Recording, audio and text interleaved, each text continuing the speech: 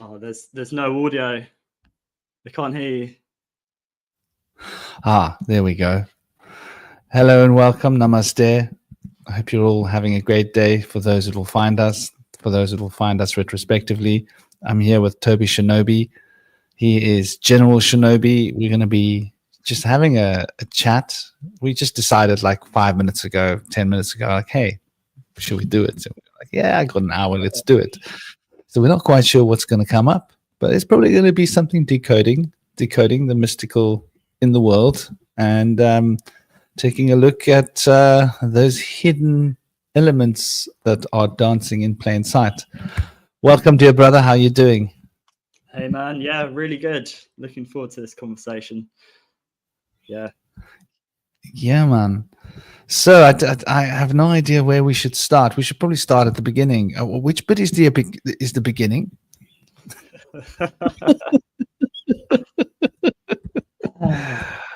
I'm just sharing this to Facebook quickly. Okay. Decoding. Well, I guess. Mystic. One place to start. We could start at the beginning with time, and perception, and our perception of time, and then bring into the conversation energy, frequency, and vibration, like the 3, 6, and 9. Yeah. So yeah, I guess we can start at the beginning with time, and I'll just bring to the table how our perception creates our reality, and how with this artificial eye, artificial intelligence, this kind of false layer of reality that's being built around us, how important it is to be centered, have an anchor point, and the word unk or unk, you have the car, the bar, the unk, is another name for I. So that would be our orientation, because it seems that there's certain powers and energies in the world that are trying to disorientate us, trying to move us away from our path, because we're travelers. We travel. We're constantly traveling, right? We're dreamers. We imagine things and we bring it into this realm here. This is a realm of potentiality. So with time, there's Chronos and Kairos. There's kind of more chronological linear time and more flow time. Flow time is kind of like dream time. And this is kind of what's being cast out, hidden. And people think time is just this linear cube-like structure, order, but at the same time there's always a duality or a different perspective of this, which is the more watery chaos. The chaos is what is the creative force as well. It's not just a destructive force, it's a creative force. It's the pure potential, and that is the dreaming, which would be in Egypt, would be the bar, the human-headed bird, which travels to different realms, to the astral realm. And I think that this is so important to hold on to. The part of us which dreams is our soul, and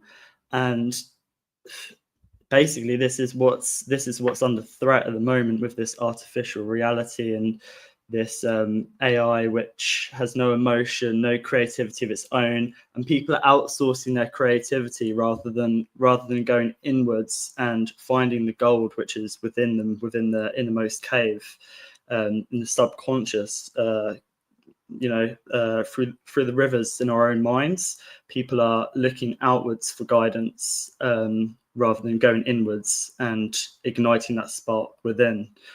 So yeah, it's a few things to bring to the table there.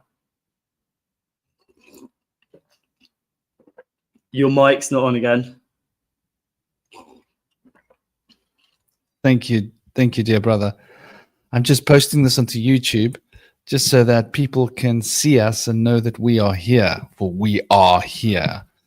And I think that this is like a really great, you know, um, oh gosh, is there an echo in this room, or is it just me? It's just me. I think like when we look at time, time is probably one of the things that has been the most under attack. Yeah, if we're going to be completely fair about it, because we literally are being conditioned to think of time as some weird kind of a thing on its own. And when we consider like what time really is, if we like really sit down and like wrap our minds around it, yeah, we'll start understanding that like what's a dimension. Yeah, probably a good place to start is like how time sort of wraps itself around us. Um, if you imagine like 3 dimensions, right? And we are often sort of try to imagine that we're living in a 3-dimensional world, but we're not living in a 3-dimensional world, right? If you imagine 2 dimensions and there's infinite stacks of 2 dimensions, or almost infinite stacks of 2 dimensions, then you get this 3rd-dimensional reality, right? What happens when you've got like lots and lots of 3rd-dimensional realities stacked on top of each other? Well, you get something that is reflecting the potential for change of 3D. The potential of change for 2D is depth, right? And substance. 2D is a conceptual thing. 3D becomes like space, right? 4D becomes time. If you've got a whole lot of 3D near to infinite things here, and you put them all on top of each other, they're overwhelming. You can't experience this. You can't experience this all at once. So your consciousness then takes little chunks of it one at a time.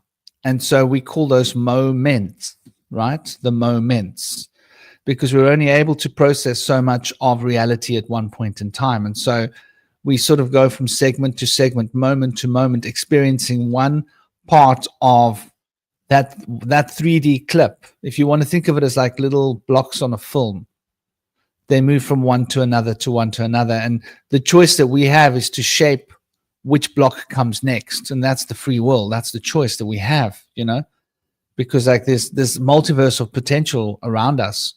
And so we've been taught to think of time as this very abstract thing, when actually time and space are really literally connected. Namaste, Hollowbone Hawk.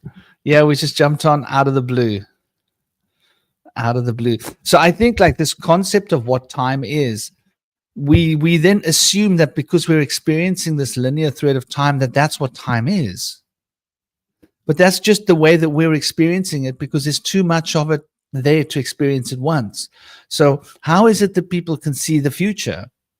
This is something that people don't, you know, they come up with elaborate explanations, when actually, if all the time the future and the past exists right here, right now as potential, and that we are threading a needle through, you know, through different segments, then in theory you would be able to access a time frame that hasn't happened yet now. And so premonitions and prophecy becomes a real possibility, and the same for past lives. But with that other model, the way they want to have us conceptualize time as some abstract thing, it doesn't make sense. It makes it so easy for them to sell us this materializing, manifesting theory that this matter is just all there is. I don't know what you think, brother.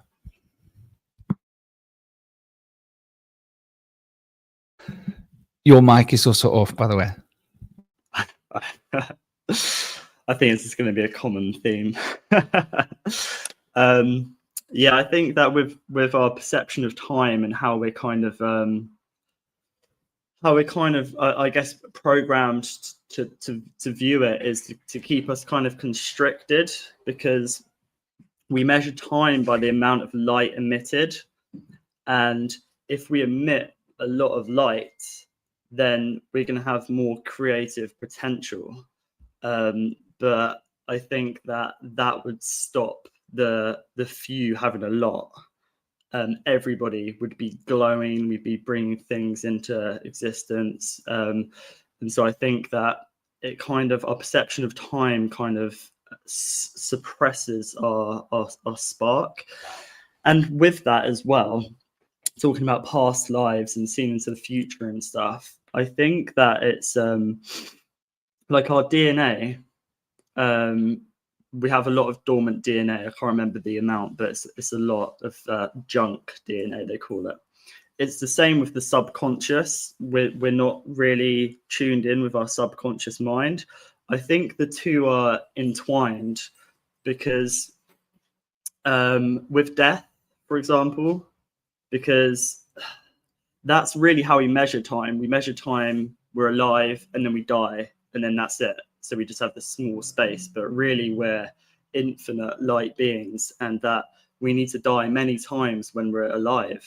And all that means is to let go of the layers that we've built up over us, over our divine spark, which isn't just us, it would be from generations before us too. And I think the goal, the game, is to get that spark from the innermost cave, to get the gold and bring it into the world. And by the barriers and stuff, I mean trauma and stuff which has been passed down, or another word for it would be programming, trauma. It's the same thing, because I see our subconscious mind as the backstage, and right now the veil in the world is getting thinner, but also the veil in our subconscious mind is getting thinner. So I think now there's a lot of very powerful energy that we can become the puppet masters of our own mind. That's the choice for us to do that. Or if we don't do that, other forces are going to be controlling our subconscious via programming, by radio, television, things like that. So where I'm going with this is that with time and space and our perception of reality, I think it's really important to understand what death is and what to die is. And if you look at the etymology of die, you have multiple dice is called die. When you change color, that is to die. So this kind of whole death thing, people are so scared of death that they don't really live their life properly. That's the kind of paradox. And I think that once you let go of the fear of death, then you can really live. And I think that is the same as crossing the rivers in our mind, rather than when we die, rather than crossing the river Styx, the Archon. We can do that when we're alive. And I think that's how we get other fragments of ourselves. And I think that when we start emitting more light, when we gather more fragments, more gold. Also, I'll just mention gold and water are both never diminish. Water is always existing, it just changes form. Gas, solid, liquid, plasma, it can move through solid objects. Gold as well is the same. And also they're both to do with currents, currency and electric current. In the monetary system, the currency, gold, is in the banks, and they're entwined. Water is related with Mem, the 13th letter in Hebrew. 13 is the death card. And also gold, it's AU. A is the number 1, U is the number 21. So then you have a 1 and a 3, which is 13. So you have a 13 of water, 13 of gold, and 13 of the death card. And I think this journey of death, of dying, is about currency, and the whole monetary system of this whole energy transferring and energy taken. I think that as we're shifting towards sort of new systems, this kind of digital world, people are hopefully going to start going inwards, because they don't want to be digitized. They don't want a digital identity. They want to actually start going inwards. So perhaps what's happening on the outside world would give people a bit of a kick up the arse to actually go inwards and be like, actually, I don't need all of this monetary gain from outside. The real wealth is knowledge, applied knowledge, intuition, wisdom, and I think that is the real currency. And then that is how we gather. We do alchemize it. We turn the lead into gold.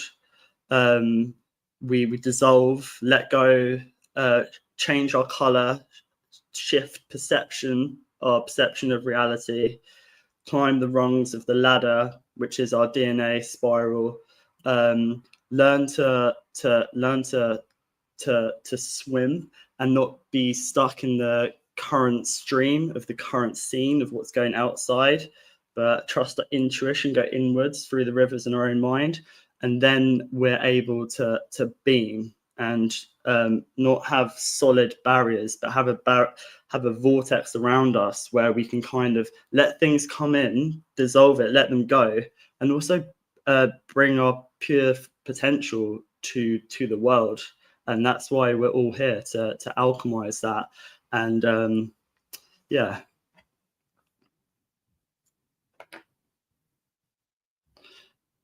Went off on a bit of a tangent there, but no, absolutely, it's all good, man. It's perfect. Let's see, am I sharing the right feed just to make sure I'm sharing the right image? No, I'm not sharing the right image. Share this in tab instead. There we go. Now I'm sharing the right image. So you know, I think like what you're saying is rather poignant. And namaste, how you doing? The Star, lovely to have you here. Namaste, Omaros, Dead Machine. Hope you're good. Hope you're well and thriving. The lads are at it. Yeah, we are. Big love from New Zealand, man. How you doing? Are you good? I hope you guys are all having a good day. It's really hot here. It's sunny in the UK. There's sun everywhere. I hope it's sunny where you are.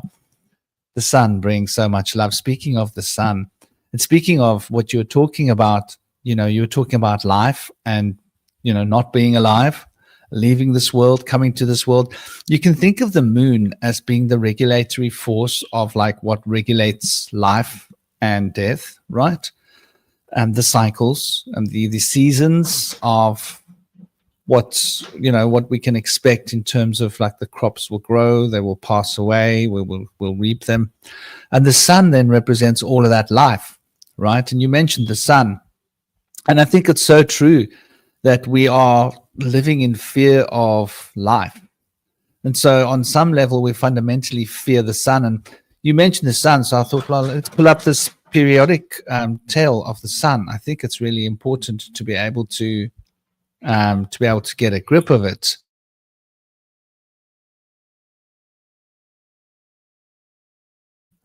Oh, your mic's gone again.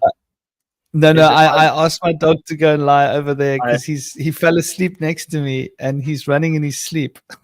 But it's a Malamute running in his sleep. His big paws going da da da da da da da. He does that.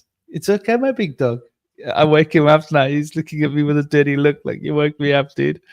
But he didn't know what noise he was making. He was knocking my table with his leg, you know, when he's running. But yeah, so the very idea of the gold, if we look at it here, so we can see the atomic number is 7 and 9, which is rather interesting if you think about the representation of the enneagram, what 7 represents, the 7 spheres, the 7 hermetic principles, and how they become an expression of the enneagram, which means that there's 2 aspects of rhythm and there's 2 aspects of vibration. For the first 3 hermetic principles make a triangle, right? And the lower point of that triangle is touching the sphere, the second trinity, if you will. So if you want to imagine it like that, you can imagine a downward pointing triangle, right? Like, is that right? Yeah. My fingers aren't making a very good equilateral triangle. But imagine a downward pointing triangle where you've got vibration pointing downwards to manifest. and then an upward pointing triangle where you've got manifestation pulling into the sphere of polarity and the sphere of rhythm. And then rhythm is part of a triangle that relates to rhythm, cause and effect, and the gender generation element. So you've got these three sets of triangles which make up the enneagram. And so you've got vibration in the upper realm and vibration in the astral realm. And then you've got rhythm in the astral realm and rhythm in the etheric realm. So rhythm becomes like rather fundamental, which is why in shamanism we focus on the principle of rhythm, and we use rhythm because it can lift you into the astral and the etheric. And, you know, once you're into the astral, you can even touch vibration with rhythm because rhythm manages vibration. So that's like really, you know, fundamental if you want to look at the principles. And so when we look at this elemental chart, we see we got the 7 and the 9. It makes up obviously 16, brings us back to the number 7. So we are essentially looking at the 7 fundamental, you know, the 7 framework of the universe. And we look at the atomic weight, and we see it's 196, which is, once again, you know, that's 19 and 6, which is 25, which is once again 7. And then we see after the point, the fraction, we've got 96657, which is obviously 12 plus 12, which is 24, plus 9, which is 33. So we've got this interesting little series of numbers playing out here, right? We've got the 7 and the 9, we've got the 2 and the 5, and we've got the 33, which makes up the 6. And it also is, you'll notice it's a cubic form. We're talking about the cube, right? So the gold is cubic in the way that its structure is.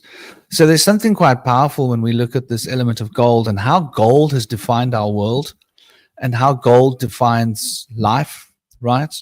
Because the sun, I imagine, and here's me going out on a limb, I imagine that gold is coming out of the sun.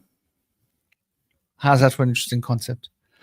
And the sun is streaming out like gold, but it's not physical substance. It becomes physical substance and congeals, maybe like some kind of a crystallizing residue. How's that for an interesting concept? Which is a part of the process of life. And that gold is a product or a byproduct of life through the process of the sun's energy. Because why would we be relating to the sun, to gold? The ancients knew things that we don't know. They had insights to physics and chemistry and knowledge. They built structures on this planet that we still do not know, still do not understand. We're still trying to talk nonsense about rolling, little wood rolling contests to move around like 70-ton chunks of rock, which is like, it's an inane, ridiculous concept, especially when you really think about how big some of these rocks are. And some of the rocks are like 1,000 tons, you know. There's a massive phallic thing that's just, it's ridiculous how big this phallus is in Ethiopia. And it's a single piece of rock that was moved.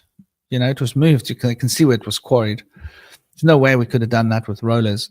So we've got to sort of like contemplate what this reality is and why we are so fixated on the cube. You know, Saturn's cube seems to be all defining.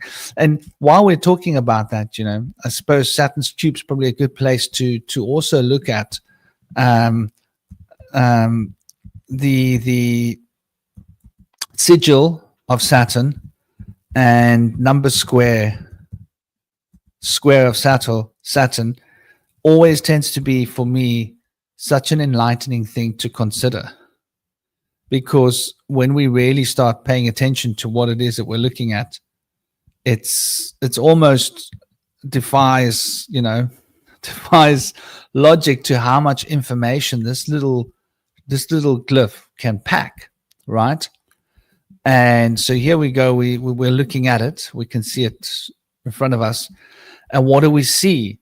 You know, we see in the center, we see this number 5, right? And this number 5 seems to be so fundamental to humans, you know, the 5 fingers. The fact that we got 5 fingers, the fact that our number squares are so organized that they all add up to 1. And whichever way you break it down, they come back to 6 as well. So you got the 1 plus the 9, which is 10, plus the 5 in the middle's always going to be 15. And whichever way you take it, it adds up to 15.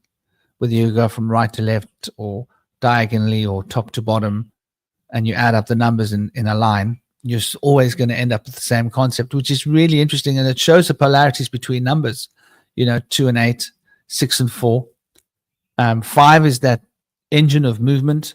6 is the harmony of adapting to the change to bring harmony. 4 is the structure that doesn't adapt, right? 2 is that fundamental sensitivity of the Enneagram of empathy and tuning in to unconscious forces. 8, Saturn, is that practical, putting out that practical energy into the physical world to master my physical world, using my spiritual knowledge to overcome it. 3 is the expansiveness of Jupiter, expanding out the joviality. 7 is that going inwards deep into oneself, you know, to gain some sense of inner perspective. And 9 represents like the completion and the action. 1 is the conception. 1 represents the first idea, the beginning. So you can see how there's these set of polarities dancing around the number 5, but it all comes back to 6. And so when we look at this this elemental table here, we can see why 6 after the point is so an important number, and it relates to the cubic structure, right? The 6 faces of the cube.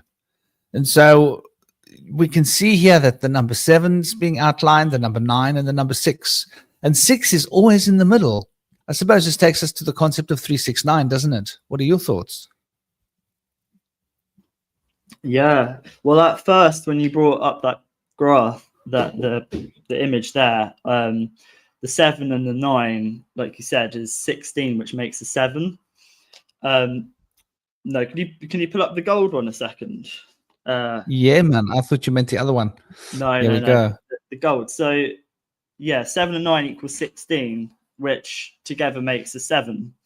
And I looked up what the 7th letter of the alphabet was, and it's the letter P. And sometimes people call money P money. So I just find that interesting that there's a link there to the numerology and why people say P. I don't know why they do. Maybe it stands for paper, but the letter P is the 7th letter, and 7 and 9 equals 16, which is a 7. So are you sure it's not G? 16th letter. Oh, no, 16th. Sorry, I thought you said 7th. Right. Yeah, no, 16th. Yeah, no, I did. I'm getting myself confused. But yeah, these are the sort of threads I go down. It's like, oh, I'll add a 7 and 9. That's 16. What's the 16th letter? It's P. Like, oh, I'll see if there's something there. And yeah, P money. So I find that interesting. Obviously, you add them both together. 16 is a 7 as well, which is G. Stands for gold, obviously. So yeah, I've drawn a little graph here which I'd like to show,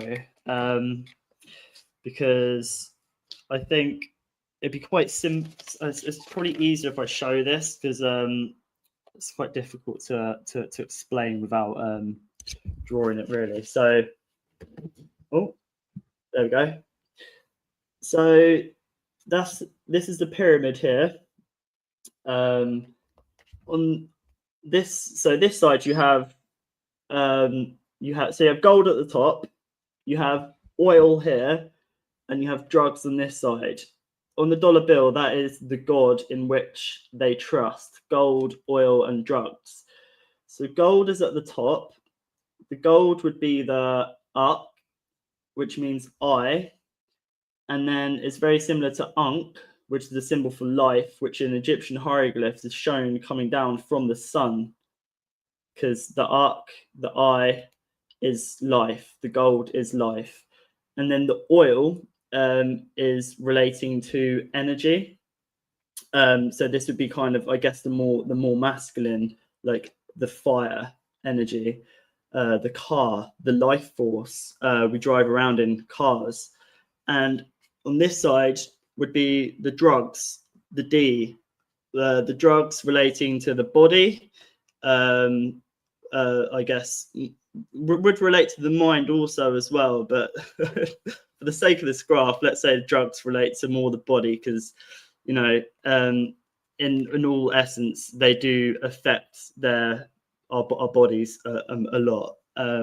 So the body relate to water, the fire relate to energy. You have the bow, the container, which is the arc, and then this side you have the fire, the arrow. So you have the masculine arrow, the bow of the feminine, and then you have the eye observer in the center, the central point. So this is like the pin. The arc is the pin, and these two are the spin. You have the electric magnetic spin, and this is vortex energy, and it shows it on the dollar bill with the eye at the top and saying, "In God we trust, he'll be so pleased with our plans," because they're letting us know that we're creating with our money, our Mon E1 energy, we're bringing things into this realm. So the 3, 6, and 9 there. I'll show this again quickly. This side would be the 3, which is to see patterns, pitter patter. The fire, the light, the life force comes down, like it comes down from the sun, pitter patter, like rain. Also, the number 3, zinc, is number 30, which I find interesting, because if you have low sperm count, that's usually related to if you're depleted in zinc. So you have zinc on this side, the 3, the fire, the life force, and then this side you have the 6, which is relating to the body, or the body. Or the kind of barrier, the womb, the container, the vessel in which the sperm comes in, comes down, goes into. We're in a womb, and the light, the fire, comes down into this container in which we're in. So it comes down, goes into the womb, and then the central point, the eye, the observer, would be the child, the imagination. It's us. We're a mix of the pater and the matter, the mother and the father, and we're the observers. And this is the target here. This is the central point, which is key. And in Egypt philosophy, they believed that you had to have a balance of the ka, the vital essence, the life force, the spirit, and the ba, which is our soul or our identity, which is related to water, because water is related to intuition and the depths. So you have to have a balance of the ka, the ba, and the arc to basically vortex out of here, which is what I think they were saying. Because vortexes bring things in, vortexes take things out, and then when we do pass on, I think we have to have a balance of this energy. And this is why there's so much disorientation with where we've come from, where we're going, where we are now, identity crisis, a lot of cult-like behavior. So people are kind of going down paths they wouldn't usually. People have strayed very far from the path, no intuition, lack of mentors for young people. So this here, there's so much to add to this as well. It's a framework which has really helped me understand where we're at, really. So yeah, I think that's a lovely little drawing. And what you can do is you can take photos of it with your phone, and then Yes. you can share it in and you'll be able to see it better. Yeah, I think because what you I'll do can as well is take I'll do nice it. photos. Yeah, I'll do a few because it's difficult to pack everything into one image because it would just be Yeah. chaos. But the 3, 6, and 9, there's so much to add with that. So I think, yeah, it's a good idea. I'll take photos of different aspects of that. And yeah, good advice. Yeah, I've learned to use the simple. I mean, you must have the equivalent of paint on your, the simple thing that to use on the Mac, and I've learned to do it digitally when I draw something, Right. which isn't, but like it's from thumbnails because I've been practicing these thumbnails and starting to get a handle on them. But that is really, really fascinating how the Trinity comes to being, and that 369 is rather sort of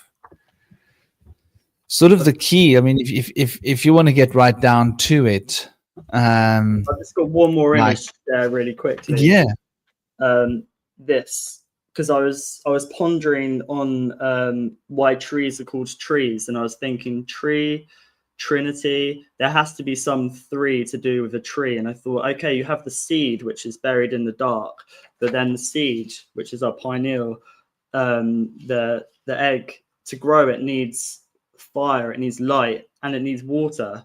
So you have the seed, which is the I, which is the pure potential, the imagination, and then it needs water, and then it needs light, and then that's the Trinity. That's the 3, 6, and 9. The 3 of the fire, the 6 of the water, and the 9 is the Pluto, the hidden, subconscious, the unconscious, pure potential that grows, and that's the Trinity. My drawing there. That's supposed to be a seed in the lotus position, because the seed relates to our identity, like or like our name or our wisdom within, and then lotus. So lotus means Ren, and Ren means name, and I just find that quite interesting. That obviously the lotus opens up like a flower. So yeah.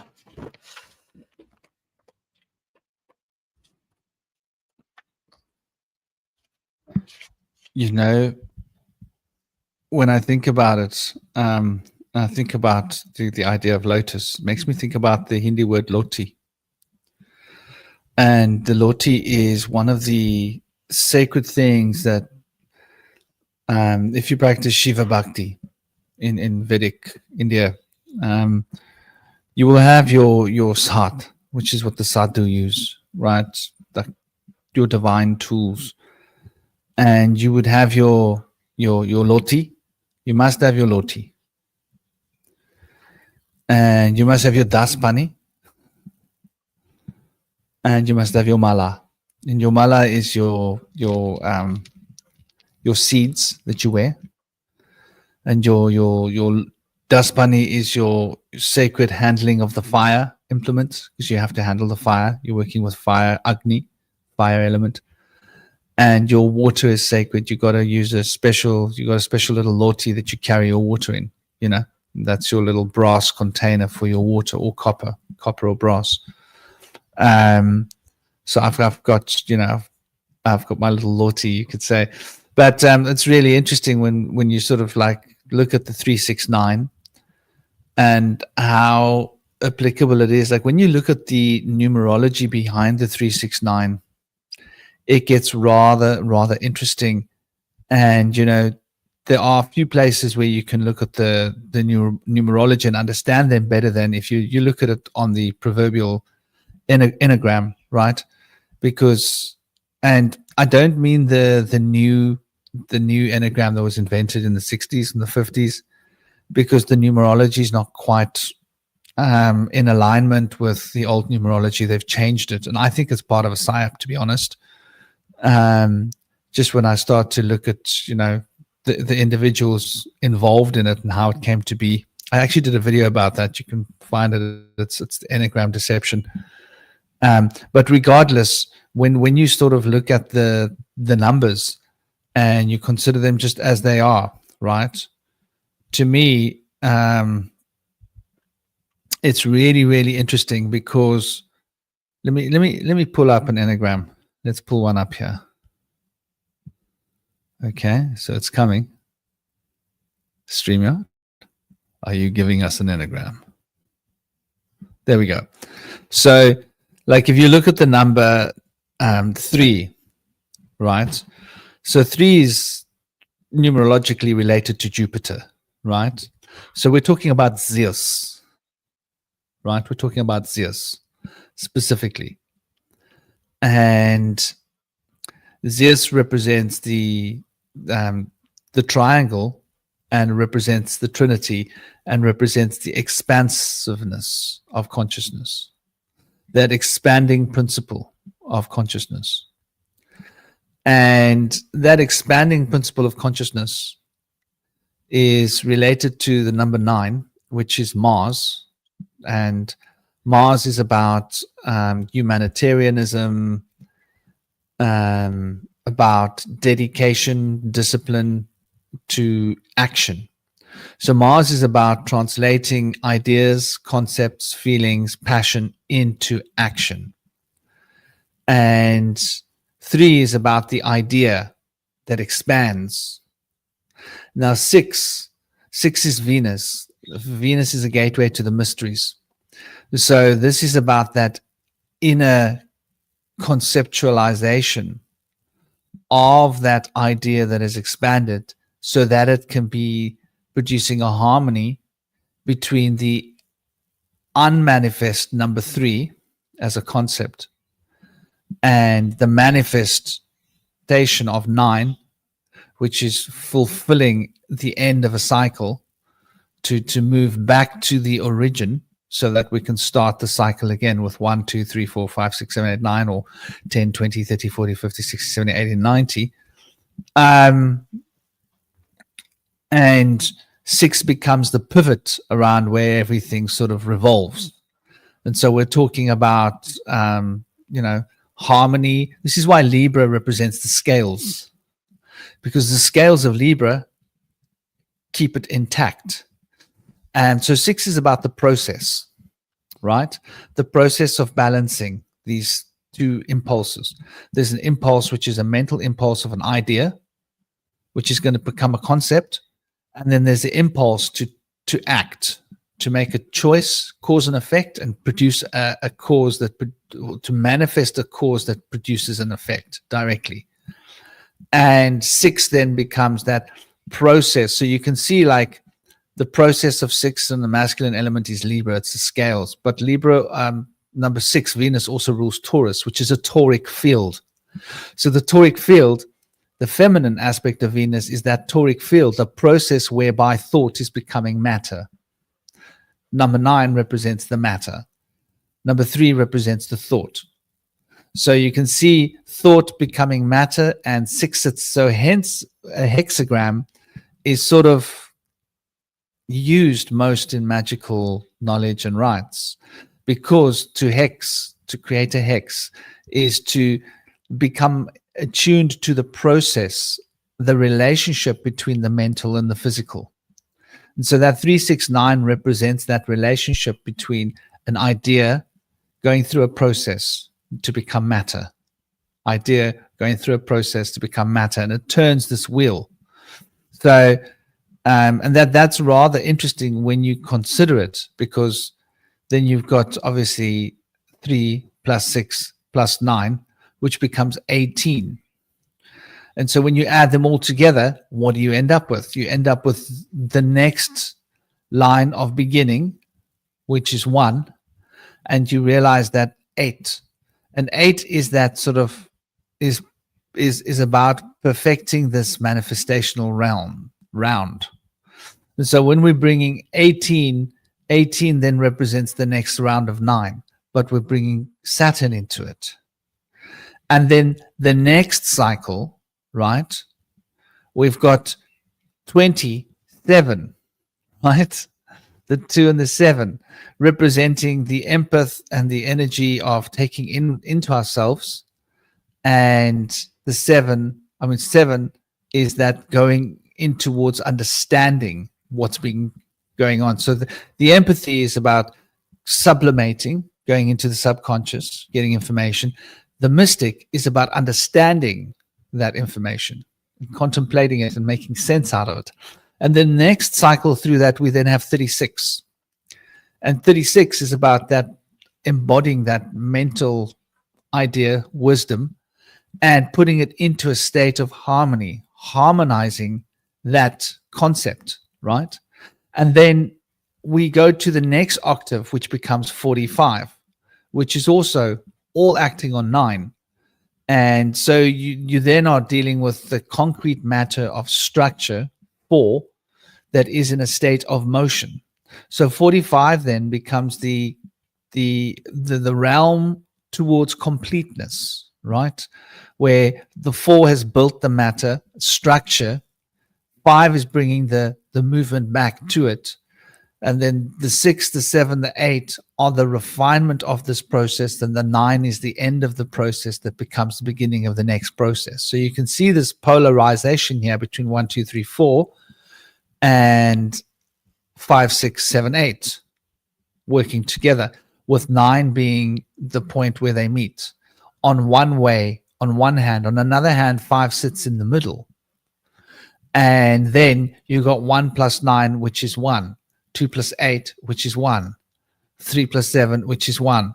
4 plus 6, which is 1. So there's 2 ways of decoding this enneagram, finding the feminine path and the masculine path of the way these numbers sort of integrate. But 3, 6, 9 becomes that sort of standard of the process of coming into matter. And these other 4 represent what you can speak of as, like in the Kabbalah, we speak of Atzilut, Bria, Yetzirah, and Isia. So Isia is the number 4 and number 6 working together, right? Yetzirah is number 3 and number 7 working together, the mental plane, right? Bria is number 2 and number 8 working together. This is like the deep emotional plane, right? The emotional currents from number 2 being structured by 8. And Atzilut is the origin, the 1 working with the 9 that contains the seed for all things, you know, that the fundamental state of being. So it's just very interesting when we see how all these numbers play out, and how 3, 6, and 9 play these important integral sort of places, or hold these important integral stations on the enneagram. And I think this is why lesser mystics in old times created this other image of, like, if you put into, you know, enneagram, it's sort of like how can I put it? It's like a baby enneagram to me when I look at this, right? Because it's sort of trying to exoterically express something that's esoteric. Does that make sense when I say that? It's trying to make obvious this connection between the 3, the 6, and the 9, right? And so it's like they've gone out of their way. Yeah, this one. They've gone out of their way to make it so obvious. Why is it not sharing there? They've gone out of their way to try and make it so obvious that, like, you know, even somebody who doesn't know anything about mysticism or the occult or spiritual sciences should be able to see the relevance of 6 and 9. The problem is that they've left this open here between the 4 and the 5, which then creates its own sort of set of dissidences, because now we are no longer operating within the origin. We are no longer bringing the origin into the picture. All things need to be connected to the origin. Otherwise, the divine feminine is lost. And here they've locked the divine feminine in between 3, 6, and 9, and they've excluded all the other numbers from the divine feminine, which doesn't make any sense, because all of the numbers are an expression of the divine feminine. So the moment you do that, you create this sort of issue between 4 and 5, which which is what we can see, I suppose, if you look at the way that we conceptualize things. But when you look at like the deepest mysteries of numerology, and numbers are like a fundamental way of understanding the way these things work. We can conceptualize that, there's a reason why we say 3 times lucky, right? The reason why we say if you want to create, you have to have 6 with your girlfriend, right? You have to have 6 with your girlfriend if you want to create a new life. And there's a reason we say the femma 9, right? The femma 9. Because all nine numerations are an expression of the feminine. Even though they are masculine actions, they are all expressions of the feminine. So that origin's got to be sort of... So it's these numbers hold keys to the whole universe, and language has essentially emitted from this. And there was something else you mentioned. But I'll catch up with it just now. I can see you writing down, so I take it I've triggered a couple of ideas in you, have I? Yeah, as always, I've been scribbling away. Yeah, just I've been writing a few notes, which I'll get to in a minute. But with 3, 6, and 9, especially with 9 and like etymology, 9 in German means no, and then it's just really interesting that the 9 it signals to me like gnosis, like the eye at the top of the pyramid. And then also if you say 9 like with a bit of a twang, like 9, it kind of sounds like knowing as well, like knowing 9. And I just find that interesting that obviously the 9th letter is I, the letter I, and the I is at the top of the pyramid. So yeah, and also the number 6 is like fixed, which is matter, and then 3 is to see, which is light. But yeah, it's very interesting with the other Enneagram, where the 4 and the 5 is kind of split. They're not connected, because the number 4 is the feeling side, right? And then the number 5 is the thinking. So Enki's number, for example, is 40, and he's the goddess of creation, water, the earth, and like, so matter, which is like feeling, stuff we can touch, water, emotion. And then the number 5, 50, is related to Enlil, which is to do with the air, the mind, the thinking. And right now we're in between the thinking and the feeling, the heart and the mind. There's a sort of a separation of that.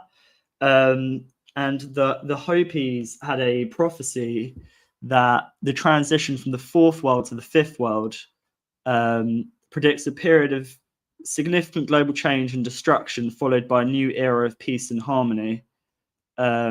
The 4th world is characterized by social and spiritual corruption. So that would be the age of Pisces, potentially, which is water, I guess, more feeling. But obviously there's been a lot of spiritual corruption. And their prophecy was that this would be marked by natural disasters, war and stuff. Obviously war isn't natural. And celestial signs as well. So 3i Atlas 2 turned blue not too long ago. I don't know if it's still blue or not, or if that's even true, but the signal out there is that this light, or this star comet, is turning blue. And in the Hopis prophecy of the new age, they mention a blue star, and I can't remember what it's called, but this is very interesting, because I've been feeling for a long time that we're at a crossroads of a crossroads of a crossroads. We've just come from one millennium to another. The year 2000, 2012 was supposed to be the end of the world, the end of the Mayan calendar. Now we're going from one age to another age, whether we've been in Aquarius for a while, or just kind of transitioning into it. It would seem so. And Kachina. Yes, that's what the star is called. Yeah. So I find it interesting that they have this prophecy as a blue star. Right now we have 3-eye Atlas, which is 3 eyes are 999, which is either an emergency or something emerging from the sea. What is the sea? So the sea is up there, what's in space, the waters above, but also the sea is the waters below, which would be in the earth. And there's talk of Leviathan waking up and lots of naval activity in South America, but also the sea is within us too. It's our subconscious mind. So for me, this 3-eye Atlas signals third eye at last. And this third eye, you can see it on the dollar bill. This third eye is something that the powers that be have been trying to create, which is artificial intelligence, the artificial eye. But also this eye is within us as well. It's our third eye. It's our central point, that the arc, the anchor, the target. So there's a lot going on here with people being divided between the heart and the mind, the water or the fire, you know.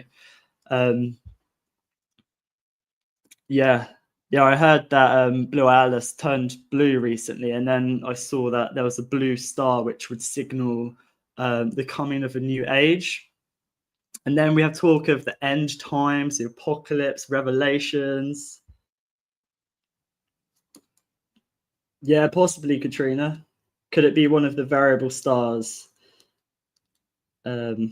Potentially. I mean, with this 3-eye Atlas, unless I can perceive things with my own eyes, I always just go with the essence. So if there's something up there or not, I mean, I don't know.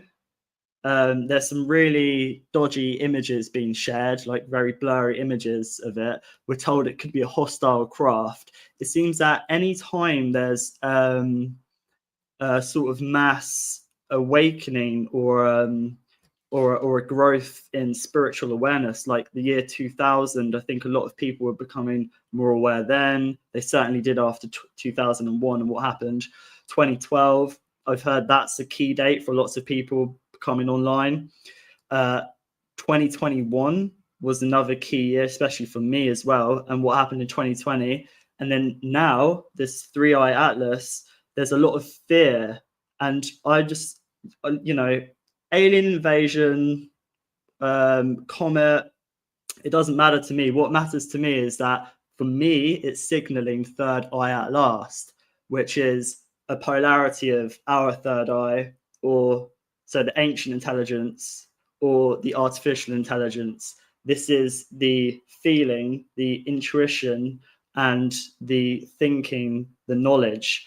And there seems to be a suppression of the feelings, suppression of the water, suppression of the emotions, or not even suppression. People's emotions are being played with. Like people who are becoming more empathetic, and people who are having a lot more empathy, they're being manipulated, and you know, and at the same time, people with a lot of empathy are being manipulated. Then on the opposite side, people's anger's being manipulated too. There's kind of a distortion.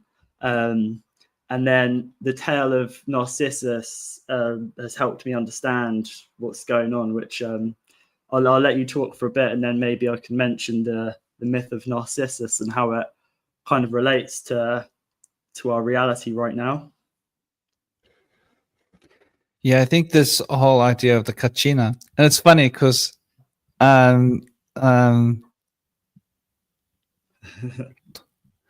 now these cycles repeat themselves. I wonder, and I'm just going to push this boat out there.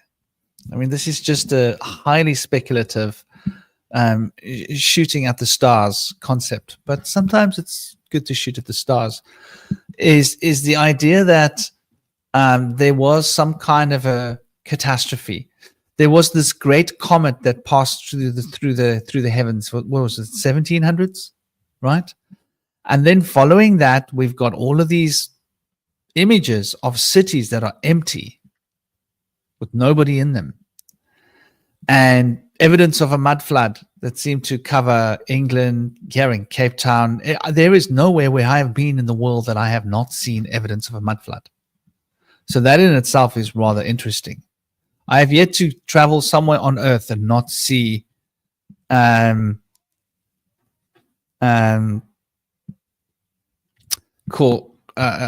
evidence of that. So yeah, totally. So it's, to me, I'm wondering whether this star signaled, this blue star of the Hopi story signaled this prophecy, right?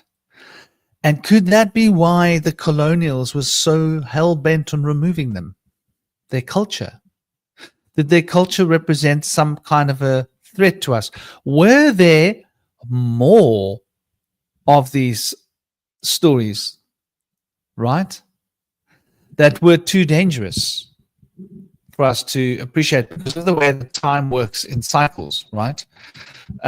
Because it makes me think, like, the fourth age, the fifth age, could this be the fifth cycle of man that has started because of a natural catastrophe that, like, caused severe, smashed off, and man has been because the story of the orphan trains, right? We've got a lot of, like, evidence of people being much bigger in the past. So were they, like, deliberately trying to engineer humans? Why did they have to remove all the bells? Why did they have to get all of this knowledge of Tartaria? Why did they have to get rid of it? What is the story behind having to get rid of all of this information? So it's interesting. So I wonder whether that whole story is maybe a prophecy that's happened already, but these things work in cycles. They would have to work in cycles. Maybe this is why they had to reinvent our history. Maybe this cycle keeps coming around more often than we would believe, because there was this blue star in heaven in Galileo during the time of Emmanuel's being a baby, that crossed the sky. So maybe this, and the word catastrophe, right? Catastrophe. So that means literally the destruction or strife of a star, doesn't it? Katas, I think, means star. Is that right? You should know, Kat. Your name, the root of your name is the word for star, isn't it? It must be. No, I have to go and look this up and make sure. Kata etymology star. I just have to double check this. Well, strophe is language? too far from strobe. If you swap the P and the B, strobe will be strophe. Yeah. Like a strobe light.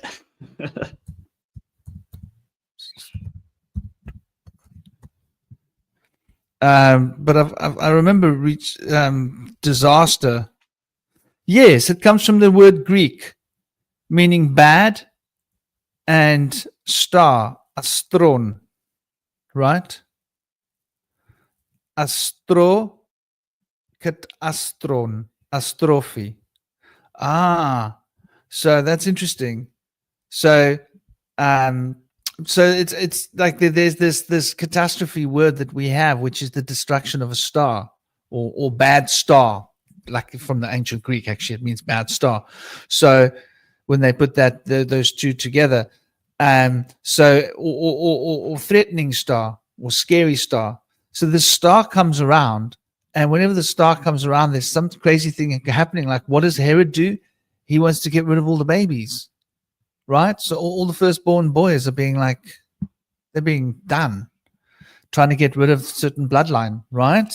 Trying to remove certain bloodlines, but not just a certain bloodline, trying to break the entire bloodline somehow.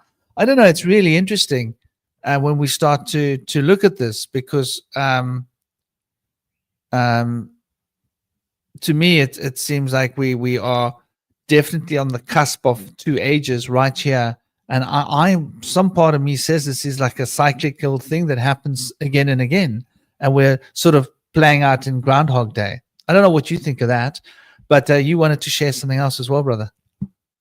Yeah, no, I completely agree. I've thought for a long time that we seem to be replaying or going over a similar story. Like, I feel that we've been here before in this kind of scenario. Like, perhaps it's what happened in Atlantis, where the emergence of the artificial, there was a kind of a battle between the thinking and the feeling. And I think that the AI, all this infrastructure and stuff, wouldn't necessarily be bad if we had a balance of knowledge and intuition. But clearly, for a long time, there's been so much done to humanity that there's been a void created inside us, and that it's been filled by this artificial, rather than us being whole, emitting lots of light, being connected to our gold or our god or source, and integrating it with this technology. We're not at that stage yet. And I've mentioned before, with Zervan meaning cosmic time, and then you have Ahriman and Ahura Mazda in the womb, and that the story goes that Ahriman forced his way out of the womb.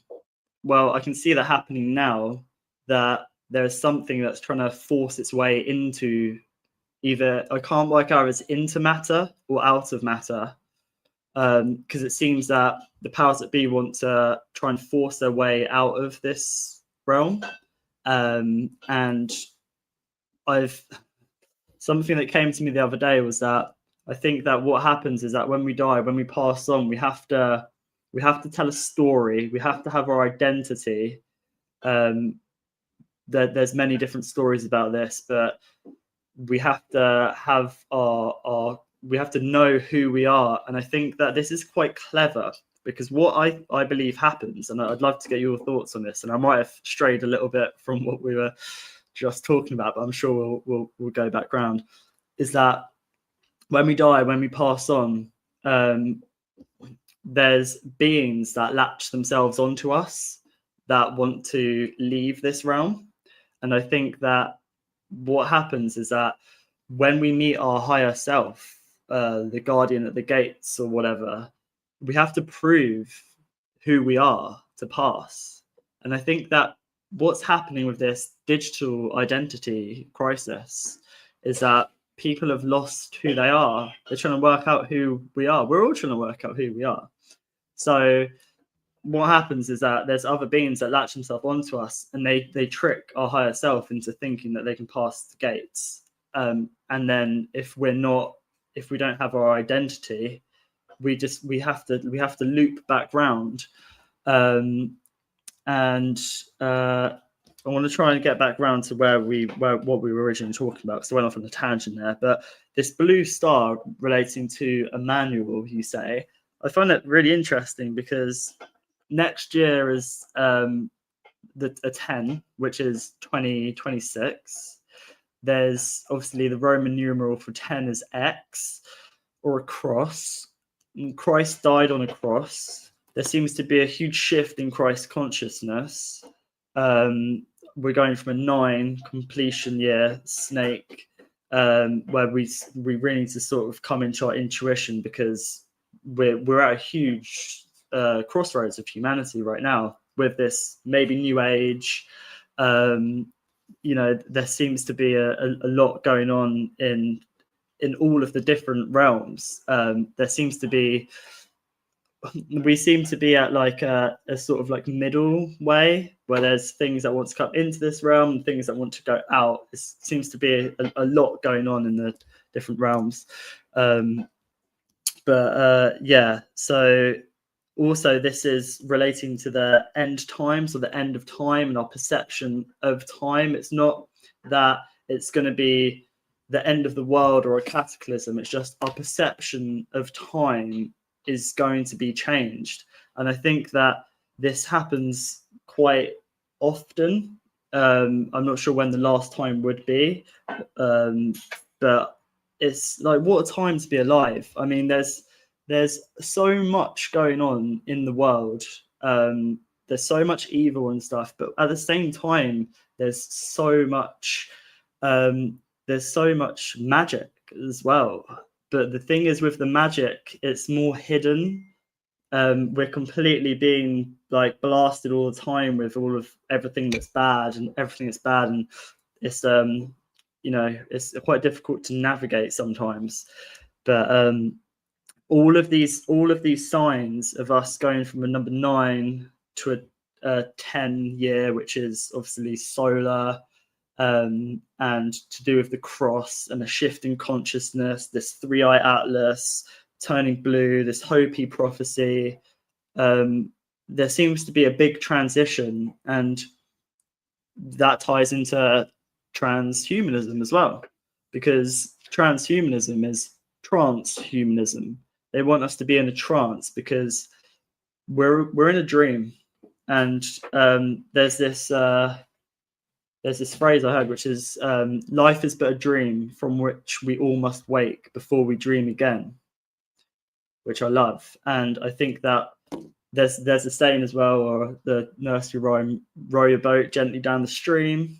We're all on a stream, and it's up to, we can get caught up in the current stream, or we can kind of like tap into different streams of consciousness. And I think that there's a lot of watery energy at the moment, and a lot of powerful things we can tap into.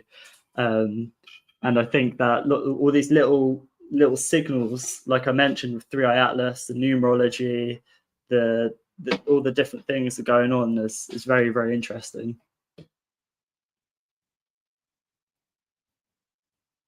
Yeah, totally, brother. I would just add that it's interesting you mentioned like Emmanuel and the catastrophe, and I think they've played with the meanings of our word, because like you see the word kachina, I think it means purifying star, a purifier. And I think that when we see that blue star, it's a sign of a purification coming on the planet. And so we've got the Emmanuel and the sign of the star. And whenever we have the star, there's like some kind of a purification going to happen. Some purifications are challenging to observe and some are easy, But it's sort of like, if you want to purify yourself, you probably got to eat something that's disgusting, right? And eat this disgusting stuff, and then, or drink it, and then it purifies your body. Purifying things very rarely taste like honey. They're normally bitter. There's a bitter taste. Like wormwood is a purifier, for example. Like we see wormwood in the Bible, but that's wormwood is for getting parasites out of your body, brother. I just want to remind you that Esme is going to be pulling out her nails. Are you still going to Brighton? Yeah. I don't think so. She's here. I don't think we're going anymore. So we've got. I'm not too well. Yeah, she's feeling a bit poorly, so I just asked her, you still up for going to Brighton? But because we've got Bodhi finishes nursery in like 2 hours, and Brighton's a bit of a way away, so it was a bit up in the air. So we've got time. But with what you were just mentioning there, I just want to say I hope she feels better. Much love. Yeah, thank you. We're making a raw cacao at the moment. So nice, full of antioxidants and stuff. So yeah, and it's also bitter as well, isn't it? Raw cacao. So yeah. My boy has learned not to turn his. He will only drink his cacao bitter now. He doesn't want any sugar or honey in it. I'm really proud of him. See, we had a little bit of raw honey, a little bit of cayenne pepper. Because raw cacao, I can't remember what it is. It's an adaptogen. So if you add herbs to it, it kind of amplifies what the herbs do. So sometimes a little bit of Celtic sea salt as well.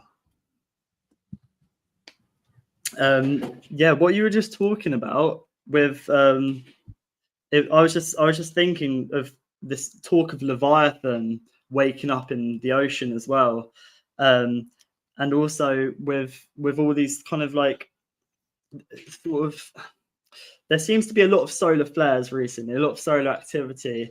This year, we're at, I think it's the 11th year of the solar cycle, which is the most powerful, because I think they come in 11-year cycles. And what's interesting is that with these solar flares, people get unwell or release things. They get colds or flus. And what can help with this is iodine is really good for helping with radiation, iodine. But also at the same time, perhaps we need to release stuff. We need to have a bit of cold and stuff like that. You know, we all have to release that kind of stuff. But what's interesting with this is that when people get unwell, it's kind of upgrades, I think, all this solar energy, this solar activity. That's why they want to block out the sun. They want to stop this. In 2020, there were loads of coronal mass ejections. At the same time, when there was lots of mass injection, there was loads of, because I heard it on the radio, coronal mass ejections. Oh, that's hilarious. Injections. So at the same time as we're being invited to like release all this stuff, get on well, like it's fine. Do you know what I mean? Have a cold, fever, flu, whatever. It's just your body releasing. They're injecting people with stuff which would suppress our consciousness, suppress our flow. And then that was in 2020. And it's happening now as well again. They're going to try and ramp up that stuff, especially with flu vaccines. I can't speak on 2012 because I can't remember that far, or the 2001. But when we have these this invitation from the cosmos to upgrade, it seems that they want to try and shut that down by pushing injections and stuff. Well, if you go backwards, the sun works on an 11-year cycle, right? So every 11 years it flips its poles. So every 11 years it gets back to its same point that it was at before, and so it gets more and less, right? And it gets more stable and more unstable. So if you go to like, you know, if you say like the peak, when did they want to put the little needles into arms, right? When was that time? The peak of that time was really 2022. Yeah. That was the time that they really wanted to, they had it ready and they were lining us up for shots, weren't they? Because through 2020 and 2021, they were developing and they were getting it right. By 2020, end of 2021, is my timeline right? People were getting like the shots on, but in 2022 it was being forced upon people, right? Now everybody had to get it. So in like the 2021, it wasn't available for everybody, and they were like apologizing. Sorry, we don't have enough. Like only a few people can get it. 2022, it was like, okay, now it's a shoe on the other foot. You will get it or else, and you will get this booster, and you will get that, and you won't be able to work. You won't be able to do anything, right? If you haven't had this. So that if you go back 11 years, right, and then you're sitting on 2011, right? What happened in 2011? Let's go back to September. So, right, 2011, and let's go back to 2000. What was going on in 2000? There was this Y2K scare, wasn't there? The millennium, brother. The millennium, I can't say the word, the millennium bug. There was a big bug scare, you know. Yeah. So they seem to have a program for us at that point every time. They got to keep us occupied because there's some reason to panic. Like, oh my gosh, all the clocks are going to zero, all the computers, the world's going to stop. The next thing it was like, oh, we've got to change everything. Terrorism, we've got to quickly upgrade. We need more wars in Iraq and Afghanistan. We need lots of war happening. And then the next thing was like, okay, now the war is against you. So there seems to be a cycle running here. And then we can go back And we can go back to 1989. What was happening in the late 80s? In South Africa, it was like heavy apartheid coming to an end, right? So I wonder what was happening in other countries, but there was like big things happening here, like lots of fear, right? The fear was being generated in South Africa was that the people with dark skins were going to go out and unalive all the people with light skins. This was the propaganda that was being fed, through the machine. And people were afraid and they were jumping on airplanes to get out of South Africa because, oh, my skin is too light. I'm going to my family's not safe. And so there seems to be a heavy program running. And if we go back from that, like 89 time, and we go back to 78, I wonder what was happening in 1978 globally. I don't know. There's probably a lot of interesting information we'll get if we look at those time frames and go back segment by segment, because it seems to be tuned into the sun. And it brings us back to the beginning of this conversation, the gold, the element of gold. And yeah, I don't know. What are your thoughts? Well, I just want to mention that the current solar cycle started in 2019 and ends in 2030, which is significant because what happened at the end of 2019, which if you go on YouTube, search Event 201, it's an interesting video for people to go and watch. And right now, or the end of 2024, between 2024 2025, it's kind of it peaks.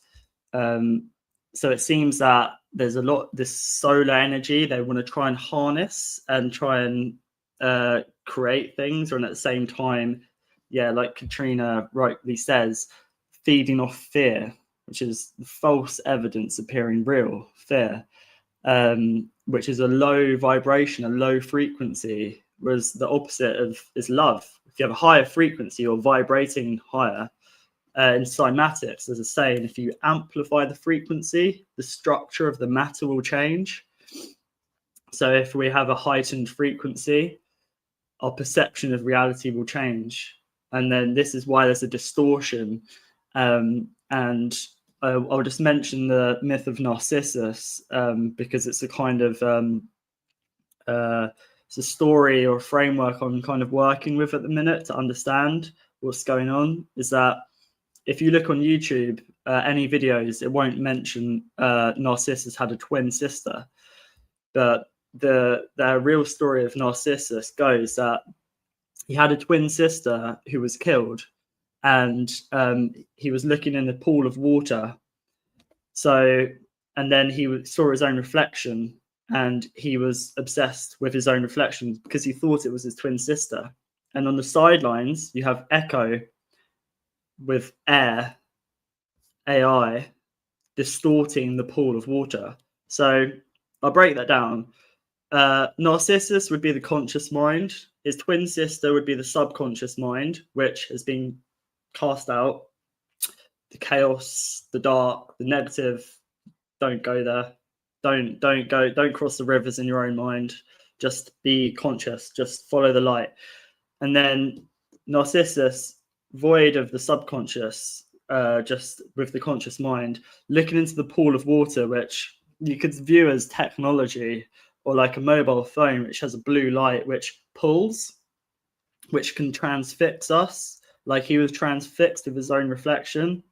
And what AI is doing is distorting the matter, distorting our perception of reality by echoing back to us what we want to hear, because it's just a reflection, but it's a distorted reflection. It's not really, it's not our true reflection. So I just found that quite interesting. If you look at Echo as AI, and then Narcissus and his twin as, there should be a union, really. And what's happened is we've been separated from our subconscious or our higher self, because the light is found in the dark, and that's where our gold is. It's in the dark. It's in the subconscious. It's hidden, and we've kind of been detached from that. So Yeah, I think mythology and myths, the word myth we've been told is, oh, that's not real, it's just a myth. But really it's the story of us, it's our archetypal energy. And I think to understand the current timeline that we're in, myths really help with that, because they connect the past, the present, and the future. Really, the mystery, the mythologies, our theology, our understanding of our connection to source. Yeah, I think that this brings us back to the beginning, the 369, when we were talking about tree, the number 3. And the number 3 represents the tree. That's why the word tree and 3 are the same. And then we've got mystery, like the female tree. And then we've got history, right? The masculine tree. History is about like documenting the past so we can control the future. Mystery is about understanding the past so we can transform in the future. It's more about transform who we are, where history is about transforming the world in the future, in our own image, so to speak. So it's quite interesting, this tree, and the tree represents polarity brought into union, the triangle, right?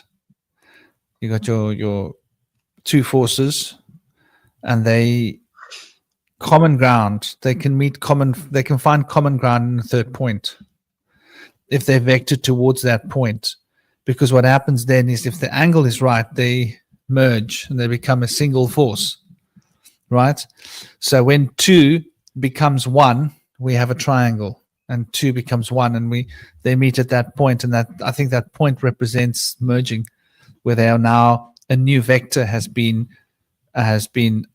reached or created. And when we look at myth, which is really quite interesting, like, I don't like that word myth, just because of the connotations that we've loaded it with. Much of our so-called mythology, I think, is like very much history, but it's a way for historians to say, oh, that's not real, it's just a myth. I don't like that, because, like, who's to say myth's not real? And when we look at the mythos, like, it's all about the heavens, it's all about the stars, right? So everything comes back down to the stars. And in our most ancient myths, I think we were talking about this in my group today and yesterday, weren't we, Kat? And Kat was sharing some lovely information about Aboriginal mythology, and they're equating to the stars. And I think this is like really quite poignant. Like, just how we've forgotten how so much of our words, our language, our ideas, our myths, our culture come from ideas related to the stars. And now we've been sort of taught to look at the world as if, like, it's a negative thing to be reaching for the stars, isn't it? Am I right or wrong these days? Like, it's if you're told you're reaching for the stars, it's not really a very positive thing, is it? It's not seen as like a compliment. Someone says, "Oh, you're reaching for the stars, dude." Or if you say someone's up in the stars, it's not a compliment. Where it ought to be, I think it ought to be a compliment. So we've really, like, changed a lot of our perception of the heavens and the stars, where before we considered them having a relation to the divine and the prophetic, and now it's become like a sort of like a he laughed behind my back, you're a complete and utter idiot, because you're up in the stars, ha ha ha, you don't know what's going on, where actually, if you think about it logically, if you're up high, you've got a bird's eye view, you're more likely to have a very good perspective of what's going on. Every military strategist wants a bird's eye view. That's why we build drones, right? So we can, like, look from the sky and see what's going on down below. And like any paramilitary organization, they will have their drones up first and get an idea of like what's down below, and really want to see the whole map, the whole picture. You can't see that when you're on the ground. But when you relate the stars to the ground, you get that reflection. And then you can see the ground reflected in the stars, like from a mythos perspective. And so, like all of these ideas, and there seems to be this insult that we insult all the beautiful things. Like, how's this one? To be told you're being self-conscious. It's an insult. But it's actually the most beautiful thing you can do. Yeah, okay, yeah, I'm conscious of the self. I am being conscious of the self. I am going inward and I'm observing these forces that I call myself, and I'm gaining a foothold of perspective and understanding. No, you're being self-conscious. It's an insult, where it should be the biggest compliment of all. And I think there's so many of these little nuances in the English language that have become so sort of colloquialized, and I think it keeps us locked in. So when people then hear other people being called self-conscious, they don't want to be self-conscious. So it's almost like, no, you can't be conscious of the self. You must ignore the self. And the same for the stars, right? Like you don't want to be thought of as being up there in the stars. You don't want to think too freely, right? Because too freely thinking means that you're up there in the stars and you're lost and you're a laughing stock.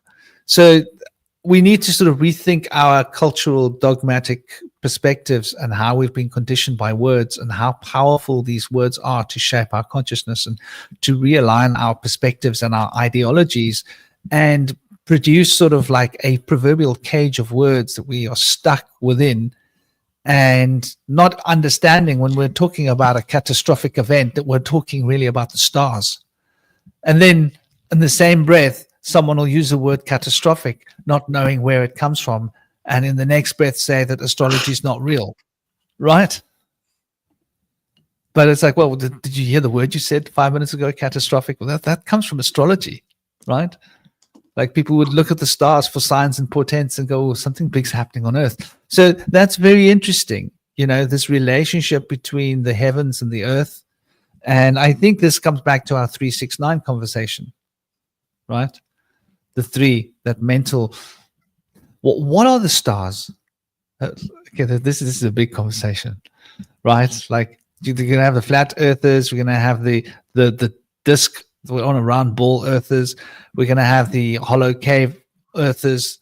We're in the hollow earth. We're going to have the inverted. We're on the inside of the earth, right? There are a lot of different ways of looking at this. But like, what do you think when you think of the stars? I think of living beings communicating with us. I don't know where you sit with that exactly. Yeah, when I think of the stars, I think of plasma. Like, we're told the sun is a gas giant. It's not. It's plasma. Plasma is ionized gas. It's conscious. The stars, yes, are living beings. They're conscious. They're frequencies. And they're frequencies that we can tune into. I view them as, gods, which are also guides. The word gods sounds like guides, and I think they're one and the same. Gods can guide us, guardians of dimensions. The stars above are guardians of dimensions. You have Saturn, time, the fourth dimension, and you have the other planets also as well. And then you have the different layers of, I don't know what they're called, but different layers of certain planets. You have obviously Pluto on the outside. Do you know what I mean? There's three different layers of the planets, and I think that in between these layers there's water, and we cross the barrier of water when we're dreaming. Our soul travels to these different dimensions when we're dreaming. But when we're just having a conversation, we can be dreaming. The dimensions is to have multiple perceptions of reality. Di meant ion. Ment is mind. Di is to multiply or to change perception or color. So dimensions are just to change our perception. And when we tap into these beings, we can do that. And they're frequencies which are in water, because if you have water and then a frequency, it creates light. In the beginning was the water, and then was the frequency, or the word, or the weird, the fate, and then that creates something that we can perceive. So we have the pure water, the chaos all around us, and then we have the frequency, which we can tap into, the thoughts that we kind of collect, and then we can turn that into light, like abracadabra. I create as I speak. As I speak, I create. Our teeth are energy centers, and we emit a lot of light from our mouth, hence why they were covered up recently. And also we emit a lot of light from our reproductive organs too. We create from there, we create life, and we also create from our mouth here. So that's the trinity of the water. So yes, you have the water, and then you have a frequency, which creates the vibration, which is something that we can see, which is light. And then 100%, the stars above are it's like the light which is inside us, like our DNA is also light in water, which, you know, I don't know too much about plasma, but I'm pretty sure that that's to do with the plasma, or the water that covers our DNA, or our cells, or whatever. It has to be coherent. You have 4-phase water, which is more structured water, which looks like a hexagram. And when water behaves like that, then it behaves differently. We bring life in through via plasma, the place of the Ma. So 100%, they're beings up there. That's why they're seen as gods, the planets and gods. And I think that our perception of them has been warped, though. Like, I'll use Saturn as an example. People say Saturn is Satan. Kronos, old father time. We've been made to fear the gods, and because they don't want us in multiple dimensions. They don't want us accessing multiple dimensions. They want us in one reality, one density, one ring to rule them all, stuck in a loop. And I think that we can break through these different barriers, which is water, like barrier. And I think our bar goes through these barriers. And but 100%, there's very powerful energies that we can tap into, if we sort of connect to these beings, to these gods, which are guardians at the gates of these different dimensions. And with COVID, see Ovid, his tale Metamorphosis, which is about angering the gods. There's a lot going on which is angering the gods, angering the guardians of dimension. So we're separated, we're isolated, but at the same time, there are people, the powers that be, tapping into the energy of these gods. And what they give us is stars, like in Hollywood, these stars which they can manipulate and control, and people look up to them and worship them like their gods. And they don't look up beyond that. Yeah, I think there's definitely something to that. I just want to show you guys something. You mentioned plasma, and Kat's shared something about some of the newer ideas that are shared by some of the geophysicists, and it's a new idea, so it's obviously still French. So let's put it up here, and I just had to share it because I love it. I love it when I catch them in the act. You know, these evil, blooming, I don't want to say bad words, bastards. I love when I catch them in the act. So there we go, right? Are you enjoying the show so far? Well, let's see what the other show was. What was my history? So, okay. So this was what I first shared, right? So you ask Google plasma in Earth's core, and you get this answer, right?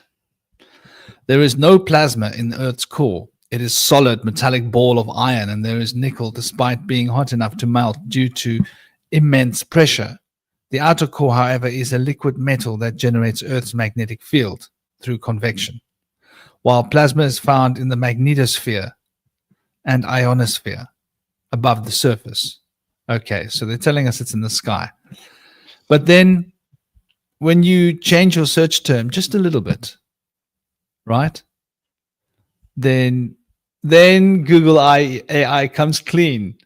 Well, actually, the idea that the Earth's inner core might be plasma behaving as a solid is a concept discussed by some geophysicists. You've just got to love. You've just got to love the bloody gump of this AI machine to tell you an absolute fact in one hand, and then while actually, you know what, there are scientists that are discussing this. It's not a consensus idea yet or at the moment, but like it's being discussed. And I think this is quite like poignant, when we're talking about plasma, because just exactly what plasma is. And it's quite an interesting substance. Like, I think when we're talking about plasma, we're talking about like the most etheric substances there is, right?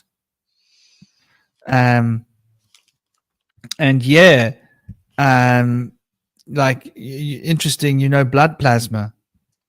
And I've always been fascinated by the concept of blood plasma. The fact that it's a translation, the blood is a translation, a medium through which life and consciousness can come into the body.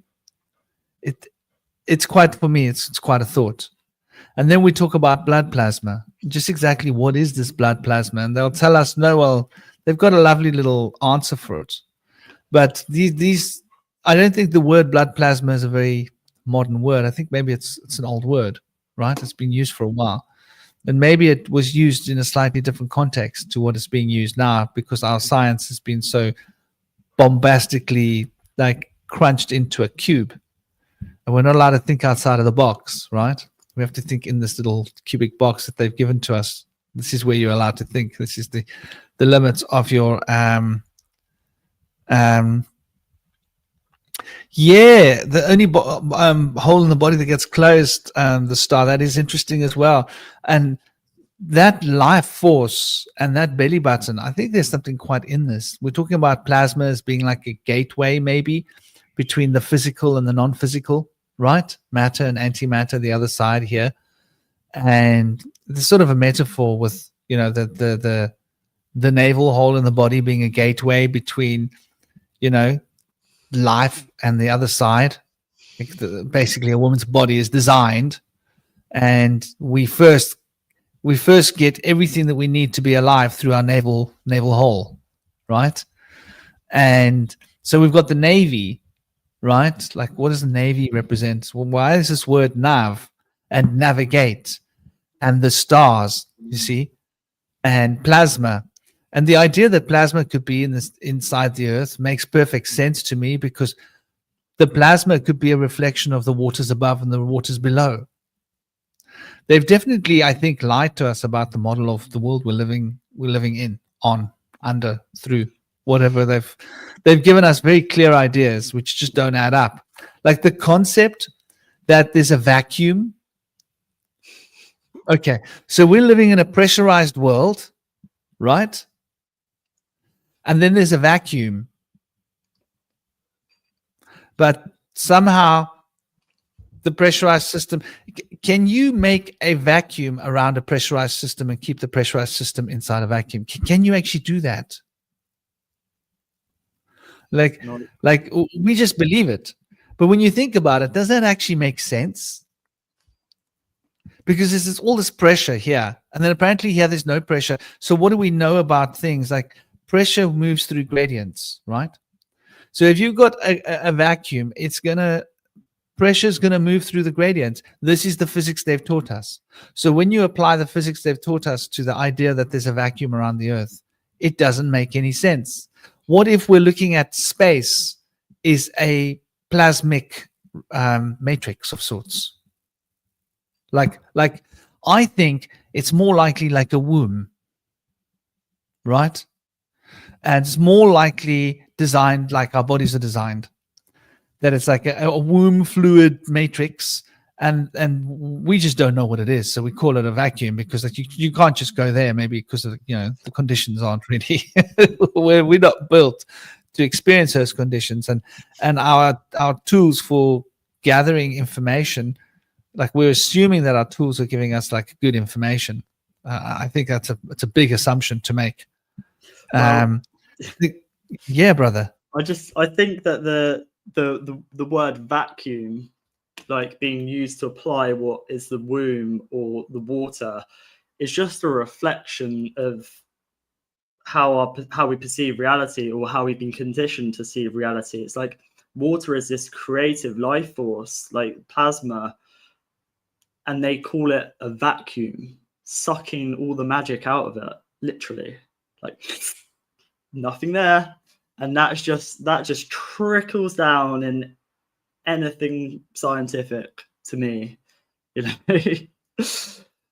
That like, so I look at it as like air, the mind, more of like the mental scientific view, and then water, the creation, the play, the imagining. It's like Age of Aquarius is both, you know, air sign, water bearer, but I mean we're tricky territory, because there seems to be a lot more air, and then with a vacuum sucks the air out, so it's using air to pull stuff out. And I think that that's the language there is very very profound. It's like, I just, in my mind's eye, I see them just sucking the fun out of reality.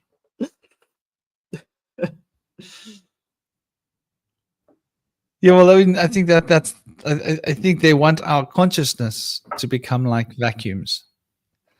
Like what is a vacuum? It's like once you've sucked all the good stuff out of something, you've got a vacuum.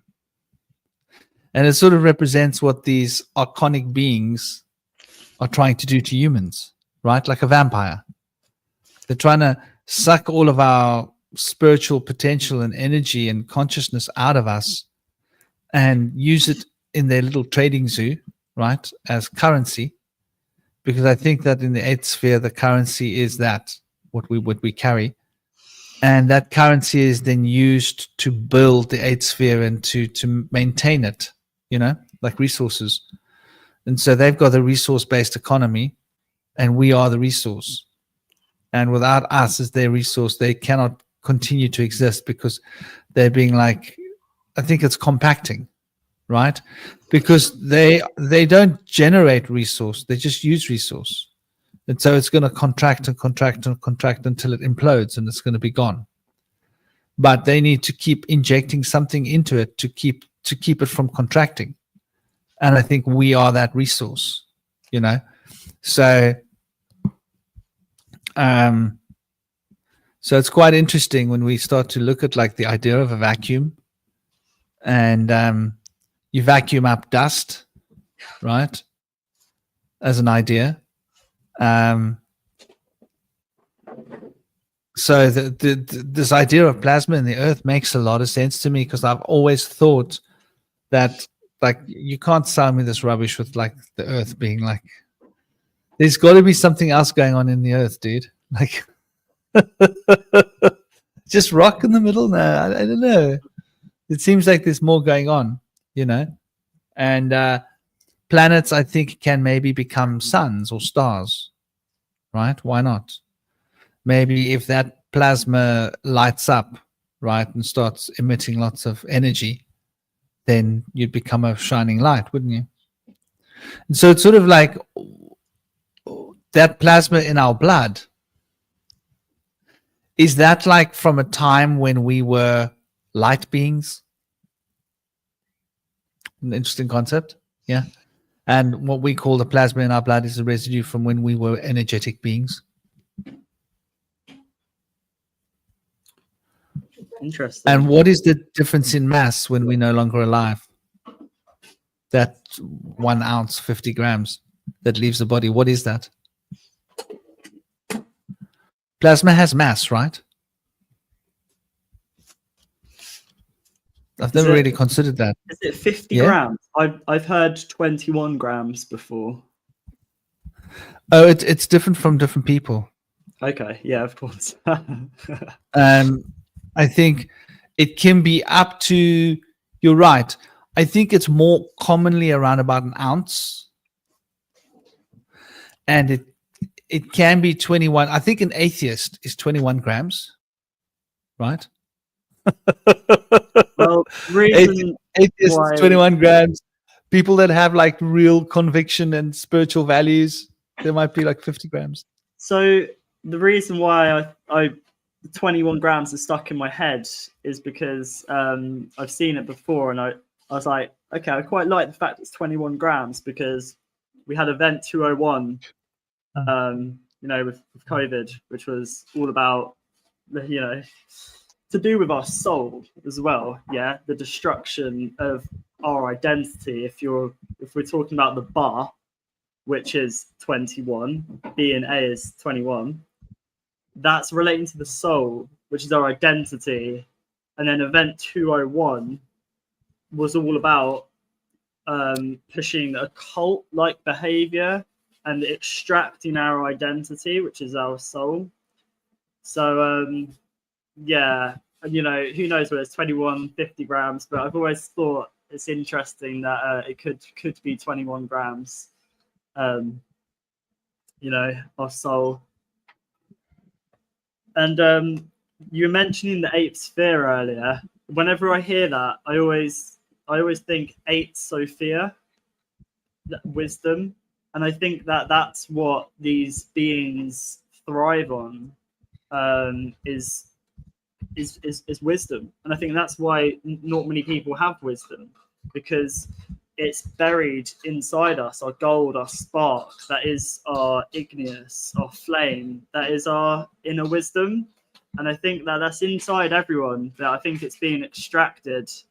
That's why people aren't able to use it, because it's being used by other beings, potentially. And also Meta and Neuralink's logos are number 8 as well. And those are the main two which seem to want to try to bring this 8th sphere here. And it would also seem as well that the powers that be want to try and break this 8th sphere so they can get through.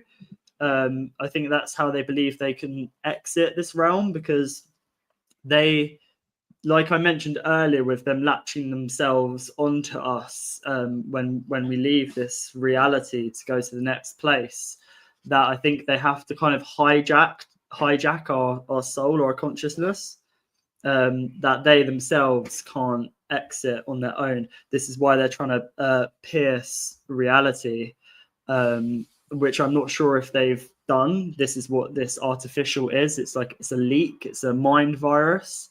Like, the all is mind, all is spirit.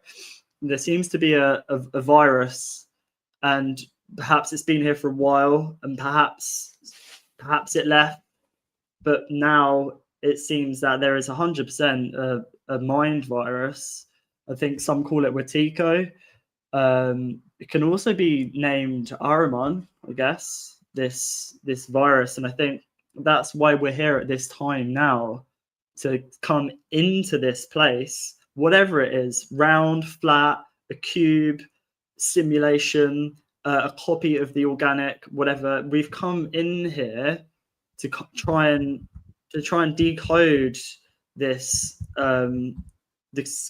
confusion that's happened over timelines, over time, and to try and I just view it as we've come here to try and fix this virus. which I view it as the story of the demiurge creating a false reality and stuff may well have happened. But what I see it happening now. So I see what's happened in our past as our future. So I view that the trajectory could be going on. Is there a false reality inside this reality? And I think that we've come here to try and stop that, and we're from the future, and we've come back into the past to stop that timeline, which perhaps did happen in the past, maybe not, but I can just see all this stuff in our history of the fall of Atlantis, the demiurge creating a false reality. It's kind of like now, like this artificial, like trying to create a world within a world, which is all digital, kind of controlled, lifeless. That could be a future, and that could have happened in the past. And I think right now we have ability to stop that trajectory.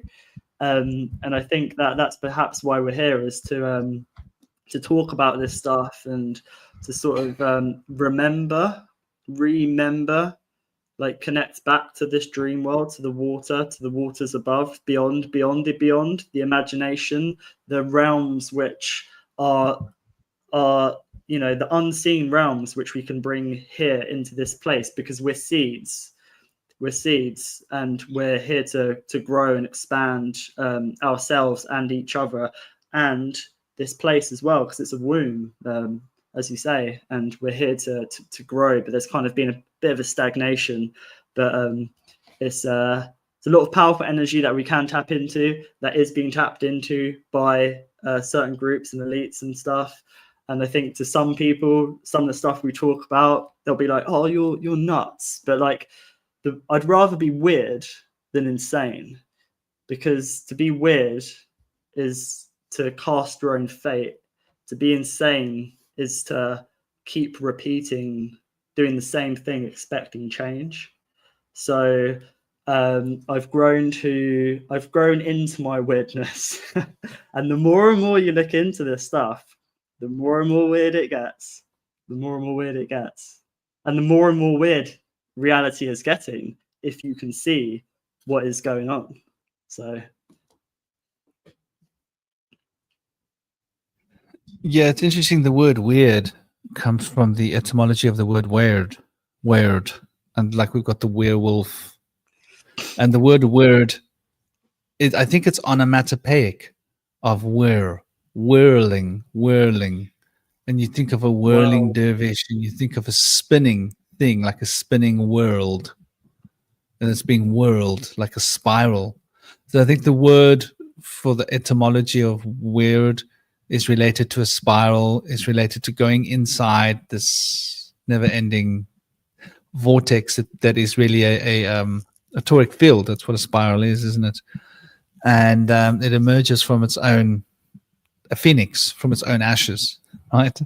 It goes through its own origins and comes back out again and gets bigger. So there's like this interesting concept of like the word, and then we've got the word, right? And the word is how we shape the word. And so the word is magical in context. And so we can use words as powerful tools to sculpt reality. And we can channel the word through the word. And, so these spells are obviously being used to keep us in this little box. Like they want us in the box. Don't get out of your box. Makes me think of that little poem, Little Boxes, Little Boxes. You probably all heard it when you were kids, It was a beautiful poem. Yeah, brother. I see we've been clocking in for a good 2 hours. I thought maybe let's get to the last few ideas that we've got. sure. The last 15, 20. I don't know how much time you've got. Maybe the next 15, 20 minutes or whatever. Sounds good. Yeah. Katrina's mentioned Prometheus, and I would just bring to the table with Prometheus stealing fire from the gods, giving it to humanity. I'm not going to go too deep into that. It's just more of like how the fact that when he did that, he had his liver pecked out. And the way I view this is like, so we were talking about the car and the bar earlier, and it's interesting that the car is the spirit, and we go to a bar to drink spirits, and we open up ourselves we invite other entities in. I think with when we drink alcohol, it opens up our subconscious, and the subconscious comes to the front, and then the puppet masters who are not us, unless we have a conscious and subconscious mind entwined as one. A lot of people haven't done that, and it is a process. But that's what happens is at the bar, you kind of you open up your soul, right? And then afterwards you drive your car, but not very well. Your vital essence, your life force can be depleted. That could be of regret, like, oh, what have I done? Whatever, But the reason why I find this interesting is because alcohol destroys the liver. So with Prometheus giving taking fire from the gods, giving it to humanity, there's a lot of different concepts there. But I've always viewed kind of Prometheus as, like Enki, sort of implanting our pineal, or giving us the potential for that spark. But like, I think maybe it was hidden. I haven't read a lot of books on that. I'm just going from intuition that there was this hidden spark in us, or hidden potential, and that this kind of myth of Prometheus seems to be a monomyth, because also you have Christ sort of igniting the spark in people, and you had Christ hung up on the cross.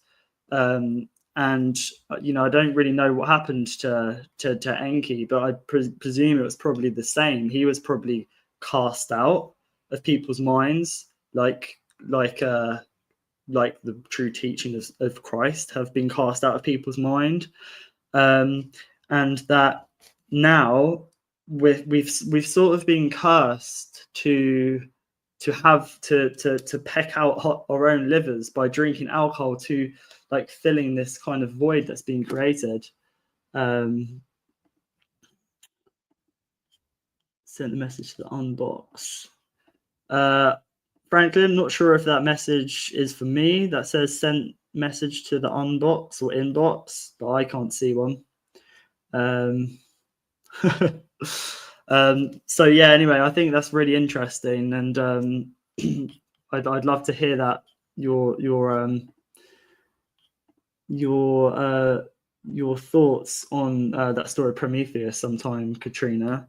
But I think that if we follow the language and the etymology, like the ba, the BA in Egypt is our identity or our soul, and then it's no coincidence that where we go to drink alcohol, like create a hole or a chasm with source, it opens us up to that. We do that at the bar, and there's no coincidence there. Why is it called a bar? There's so many ways with that as well. So the bar is a barrier. Okay, so the bar is a barrier. The bar is I'm talking about the human-headed bird in Egypt, which travels between realms. When we're dreaming, it goes to different realities, or the astral plane. It crosses a bar. It crosses a barrier, which is water. Water is a barrier that we need to cross with our imagination. That is the barrier that we cross when we die. That is probably the firmament. It's waters above. But it's only our perception that creates the barrier of perception. So there's a barrier of water, but we get past it from changing our perception by not having a firmer mind, but having an expanded mind, expandedment. And I think that what happens with that, with the dreaming, the opposite to that is filling the bar, or filling our soul with alcohol, which in turn destroys our liver, or can do, and that what seems to be pushing this alcohol is the ego. So you have the ego, the empire pushing alcohol, and there are some people that don't drink alcohol. So I think in Islam they don't drink alcohol, and I think that it's like the ego is attacking that. What's that? People like me. I don't drink alcohol. Yeah. I mean, like maybe once in like 2 years, a year, I'll have like one ale, but I'll never get tipsy. Yeah, so I'm very good at drinking alcohol, so that's why I don't. I haven't drunk alcohol in about a year because I'm really so good at drinking it. I'll drink it all night, and then like a lot of the next morning, like if I'm out, because I don't have just one or two drinks. I like drinking, so that's why I don't. But at the same time, is the opposite of I've been able to connect to, I guess, my identity more by not drinking alcohol, by connecting to my bar rather than standing at the bar and giving my identity away. This is why they want everyone to be carry on drinking alcohol. This is why there's this push for everyone to keep drinking alcohol, because this is giving our identity away. I mean, it's like the identity is, I guess, maybe the black sun, our inwards. Once we go there and when we unlock that, it's quite hard for people to push fear on you. But when you're not connected to your identity, when you're always looking outwards, it's easier to buy into narratives and other people's stories, because our soul, our identity is our story. It's our store of energy. It's our gold. And I think that when we tap into that, it creates a barrier around us, which is harder for outside forces to enter.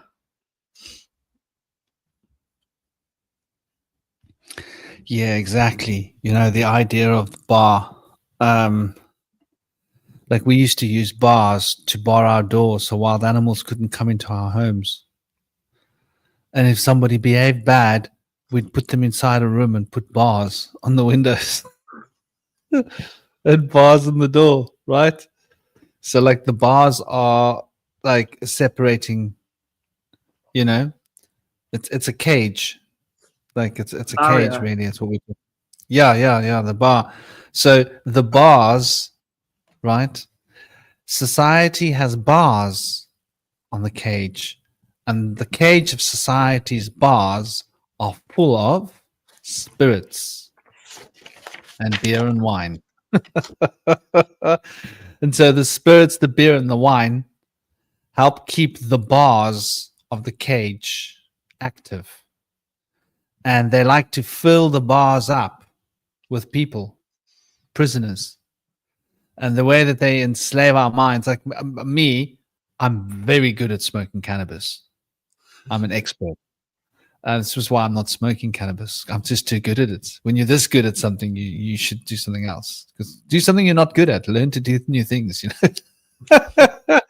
I got really good at cannabis, especially when I started growing cannabis. I noticed that I was really good at growing cannabis, because when you're good at smoking cannabis, you tend to get good at growing cannabis. So I got so good at growing cannabis, but I'm not very good at selling cannabis. In fact, I've never sold cannabis in my life. So like what I grow, I would smoke, and so it's got ridiculous. There's only so many pounds you should consume in a year. So I don't use any, but I think like all of these substances are used as bars on our cage. At least the THC. Do you want to know something interesting? Just talking about the bars on the cage, MK Ultra, they encourage the people that have taken the mind control to use alcohol. You're encouraged to use alcohol, cocaine, amphetamines, fine. They're not encouraged to use psychedelics. They're discouraged from using psychedelics, and they are completely banned from using cannabis, because cannabis is the one thing that it deconditions you. Yeah, it sort of brainwashes you of all of the brainwashing, and it's very hard to program somebody when they're on cannabis. I don't know if you know that. Like try hypnotize someone when they're stoned. It's like, oh, sorry, what were you doing? Like, look at this silver thing. Yeah. Wow. Look at that. Wow. Wow. You know, like they wouldn't be able to hypnotize you because you wouldn't be concentrating on what they want you to concentrate on for long enough for them to hypnotize you, because your mind's just wandering. Like, so it means that your mind is sort of free. But, you know, the consequences of smoking and putting substances in the body pollutes the body. And I think they want us to pollute our bodies with substances.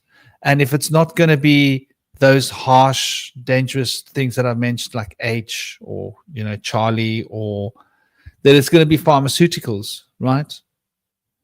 Pain pills or psychological reconditioning pills, or pills for allergies, right? Or weed, or, you know, they want everybody on something. And this is why they've I don't know if you're aware of this. They've changed weed. Yeah, they've changed the plants significantly, and they've got this legal stuff. Like in the UK, there's legal weed, right? You're aware of this, right? It's What's not that? the same THC that you get from a normal cannabis plant. It's like a re-engineered kind of thing, and the kids, Yeah. you can buy it in the shop. It's completely legal, right? And Right. it's THC, but it's not THC. It's a different kind of, and this stuff messes your brain up, man. You know, Yeah. makes it's like alcohol, like it puts you into kind of a thing. So it's just very interesting. You know, the bars of the cage. Alcohol is the most commonly accepted drug that you can use socially, and they want us to be in a cage. And I think the reason alcohol is such an effective cage drug is because of the memory, right? Like, you can't for the hell of you remember what, like, dude, you were dancing on the table last night. No, I was not. Yes, dude, you were. No, I was not. Thank God in my days they didn't have cameras, because I could argue and go, nah, I wouldn't do that. Like, dude, you did this last night. My friends used to tell me the things that I did when I was a teenager. I'd be like, no. And then I'd meet someone somewhere else. They said, oh, we saw you dancing on the table. I was like, I was dancing on the tables? Like what was going on, dude? Like what the fuck? You know? So it's just strange, you know, like how the brain will, you'll become someone else. You become possessed when you're drunk. And you'll be someone else for a while. And I think this is what they want, you know. They don't want us conscious. They don't want us awake. They want us slave to a substance, whether it's weed or alcohol, whatever. They want us psychologically, physiologically, whatever. They want us stuck Well, now in a it's cage. AI. The new drug is technology. You know, that's the new drug. But first, for us to accept a drug, there needs to be an issue. There needs to be a void. So a void is being created in us, and it's being filled. So people avoid the subconscious mind. So they fill it with alcohol, drink a lot and stuff, or do drugs and stuff, because you're avoiding something. What we need to do is, instead of avoiding, you need to go into the void. That is the anti-avoid, going into the void. And the void is the dark, because the black sun is our subconscious mind, is the rivers. And one of the rivers is called Archon. And I think that I'm going to start looking into the black sun, but I think it's like it's Saturn, it's death, it's rivers of our mind. And I think that if we go there, if we sort of connect to that part of our psyche, I think that that's how we start accessing different planes of awareness. It's not just the conscious mind, it's the subconscious. I think that is really could be very, very powerful.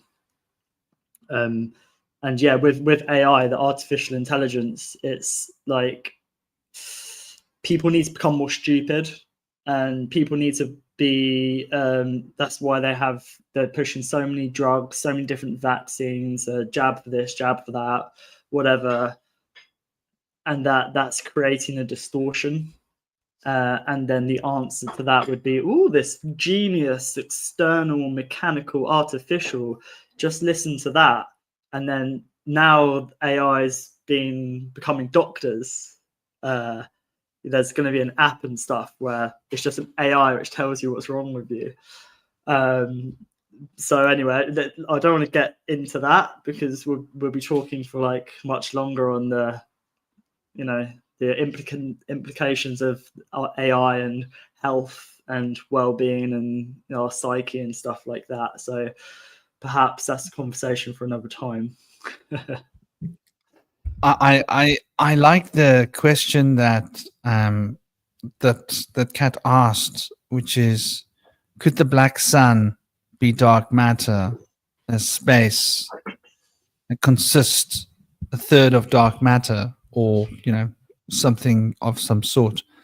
And I think that's a really interesting concept, and this causes us now to question the notions that we've been taught. The moon is supposedly just reflecting the sunlight, right? Well, ancient cosmology questions this ideology, questions this as a concept.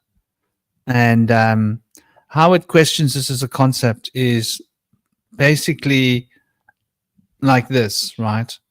We've got, and I'll break this down as quickly as I can. You've got the Shushumna, which is like your causal body, right? It's your spiritual body reflected down.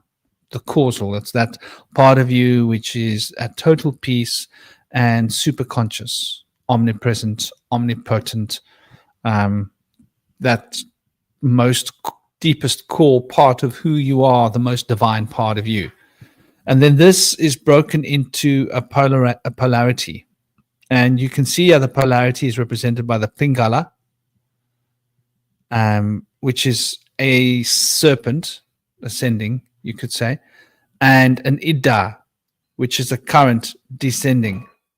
And I find it interesting how they show the Ida as being a warm current descending and the Pingala as being a cool current ascending. Now, there's a there's an interesting concept behind this. You see, the Pingala represents solar potential and solar energy, which is hot, right? Fire. And the Ida represents what we could call lunar energy, lunar potential. It's cool. Now, I've heard it said often that the temperature is lower in the moonlight than in the sunlight. Have you guys come across this as a concept before? Yeah. And I'm curious. I've never actually checked what AI has to say. Is it cooler under moonlight on full moon than not under moonlight? I think it's a minuscule, and I've seen research about this like decades ago. So AI says it's not. But okay, maybe sometime I'll go and find the research and bring it out there. It's quite interesting in itself. And so anyway, the concept is that you've got the Ida and the Pingala, and that these are two different qualities. The one is a cool kind of an emanation, and the one is a warm emanation. And that the sun is like emanating this Pingala, manifestational, and that the Ida is non-manifestational, and that I believe that these polarities shift. So what is now Pingala and expressive will become held in, and Ida will be expressed at some other time. And so the masculine and feminine polarity shift. This is why we've got the solar deity being masculine, but previously was feminine, and the lunar deity currently feminine, but previously was masculine. And so when these shift to become expressive and impressive, then the polarity of that deity shifts with the cosmic alignment. And I think that this is my idea. I'm not going to say it's like absolutely true or anything, but I think that like this natural polarity is part of maybe our 26,000 year cycle of being, expressive and impressive. Though getting back to the occult philosophy and cosmogony behind this idea that I've got is that you've got the cool light and the warm light, and so when I think of this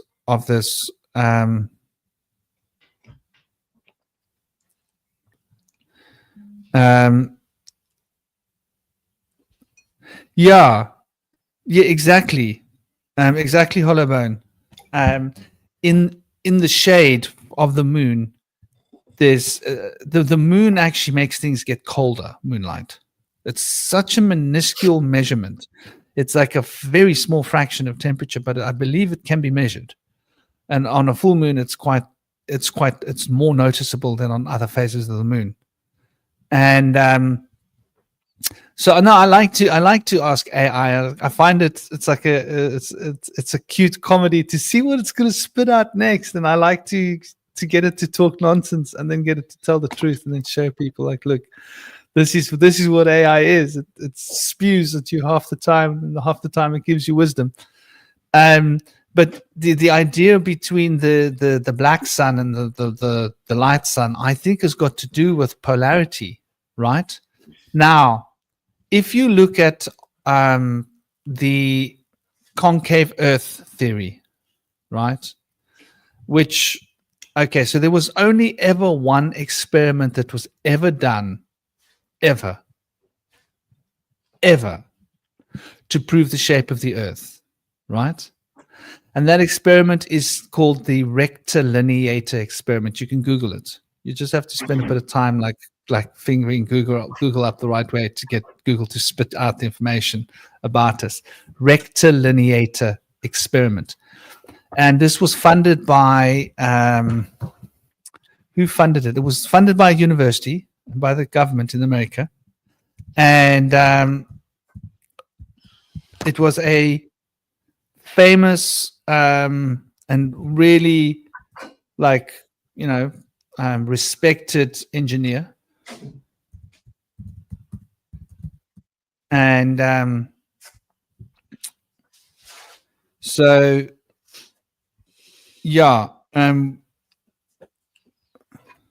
rectilinear instrument. Right. Now they're lying to you. Right. This is another beautiful thing. Okay. So this is incredible. Wow. AI is literally lying. The guy who did the experiment was actually trying to prove that the Earth was round and that we were on a ball. That's what the experiment was actually set out to prove. But he built this construction using engineering, because he was a well-to-do engineer, and he'd been given a grant by the university and by the scientific department to prove that the Earth's a ball, because they wanted to disprove flat Earth for good. But when they did the experiment, they noticed, hold on, we're getting the opposite findings. Like things should be, they built a structure and they followed the structure using sound engineering principles. And they did it for like a mile or two. And they got to the end of it and the readings didn't make sense. It was like the readings, instead of you being on a ball, the readings were like this, like you were in a dip, in a concave. And so he couldn't understand it. So he did the same experiment using the same equipment backwards, right? Which now should give you the opposite effects, right? But it gave the same effects. So as an engineering thing, you use your engineering one way. So he reconstructed the thing and came back thinking maybe it's my equipment, and he inverted everything. And so that if there was that discrepancy, it would be obvious. And on the way coming back, they noticed, hold on, this doesn't add up. So this is why if I stand on my beach and I look across the water and I calculate the mileage, I can see the sea sand on the other side of the water here by the bay where I live. Now, I should not be able to see the sea sand because according to the maths of the size of the earth, across my bay, there should be a 9-foot drop-off, right? 9-foot drop-off. But because the sun shines on that sea sand, I can see it. I can literally see the sea sand with my naked eyes. I've got good far vision. Close vision's not so good. Far vision is excellent. So I can see the sea sand. Now, when I've gone on the other side of the beach, there isn't a 9-foot drop-off. I want you to understand what I'm saying. It's 7 foot or something, 7-8 foot across this water, right? That should have been, if you calculated the drop off of a ball. So I should not be able to see the sand, right? But you can. And a lot of people have photographed this and said like this is an anomaly. If I set up a zoom lens here and zoom across, I'll be able to see people standing on the beach on the other side, right? But the roundness of the earth, I shouldn't be able to see anything. I should be able to stand on the beach with my hand up here, and you shouldn't even be able to see my finger because the earth's round, right? And light doesn't do that. So there are a lot of anomalies that people have sort of come up with. And so, I mean, I don't propose to know the shape of the earth. I think it's a lot more complicated than round or concave or straight. I think like it's a model of consciousness, and the model of consciousness is expanding and contracting, and we're experiencing the contracting expansion fields of consciousness. So this image that I was sharing here before is really an image that represents this expanding, contracting fields of consciousness, right? Where the Ida field is the contracting field of consciousness, and the Pingala field is the expanding field of consciousness. Or is it back to front? Sorry, the Ida field is the expanding field of consciousness, and the Pingala field is the contracting field of consciousness, which means that the Pingala is electrical in nature and is related to photons, right? And the Pingala is wavelength in nature and is related to gravity magnetism.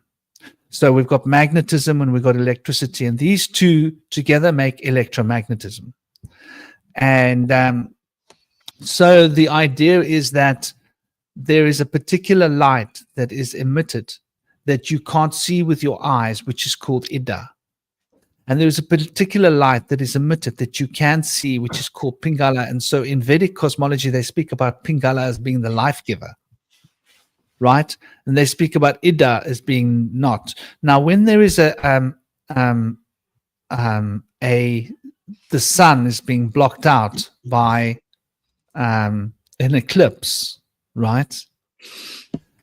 It's very interesting because there is this idea in hollow earth theory that suggests that there is another body that we're not aware of, that you can't see, that doesn't emit light. It's invisible. But you can only see it when it covers the sun or covers the moon. And I don't know if you've seen this, but have you ever noticed when you can see the moon in the sky and it's a crescent, and you can see the sun in the sky at the same time? Have you ever seen that? We were talking about that yesterday, how they seem to be not very far from each other, be a full moon and the sun, like at a what's the word, 45-degree angle. So how is it on the other side of the world in Australia would they'd have to see nothing? And Esme looked it up and she was like, no, it's because the moon is so far away they can see it. But that wouldn't work on a globe. you wouldn't be able to see anything, no matter how far away it is. How on a globe you can't. So yeah, it's weird, you know. How Anomalies. the world they see, surely it's neither. It can't be night. They'd have to have, if it was nighttime, they'd have to have no moon because we see the moon, you know. So, well, what's for me has been a kicker is when you see a crescent moon and the sun at the same time in the sky. And I've seen this. I've seen it here on the beach. I've seen it here when the sun is rising. Now, a crescent moon is supposed to be the Earth's shadow cast upon the sun, right? That's the model that they've taught us, right? So if the sun has risen above the horizon and the moon has risen above the horizon and both are above the horizon, how can the Earth's shadow be getting in the way of the sun touching the moon to create a crescent? If there's an invisible body covering the moon, right, that you can't see with your naked eyes, creating that would make a lot more sense, that there could be a second sun, right? But that sun's invisible. That our suns are part of a two-sun system, but one of the suns is black hole sun, right?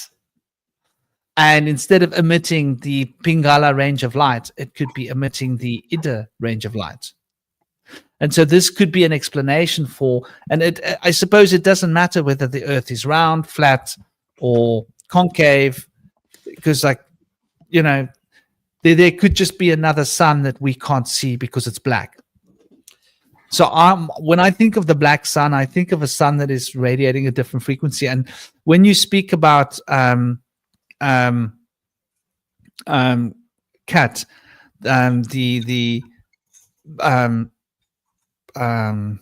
what do we call it? Not black matter, dark matter.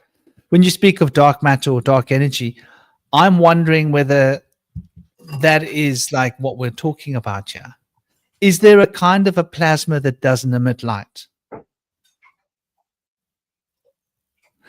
So I'm just putting it out there. I mean, I don't know. But it's quite interesting because when we look at this, we can also extrapolate it here. And, you know, you can see it here with the Saturn square. It's the same information is presented, right?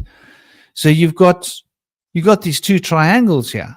Well, these two three-vectored points, call them prisms, if you will. And the one consists of 8 being the fundamental point, Saturn. So has Saturn often been related to, you know, to the black sun? It has. The black sun shares some relationship with Saturn. And then we've got the green one, which revolves around 1, 2, and 3, right? Where the other one revolves around 7, 8, and 9. Where 4, 5, and 6 becomes the tree. So 4, 5, and 6 represents the tree, right? Which is 15, right?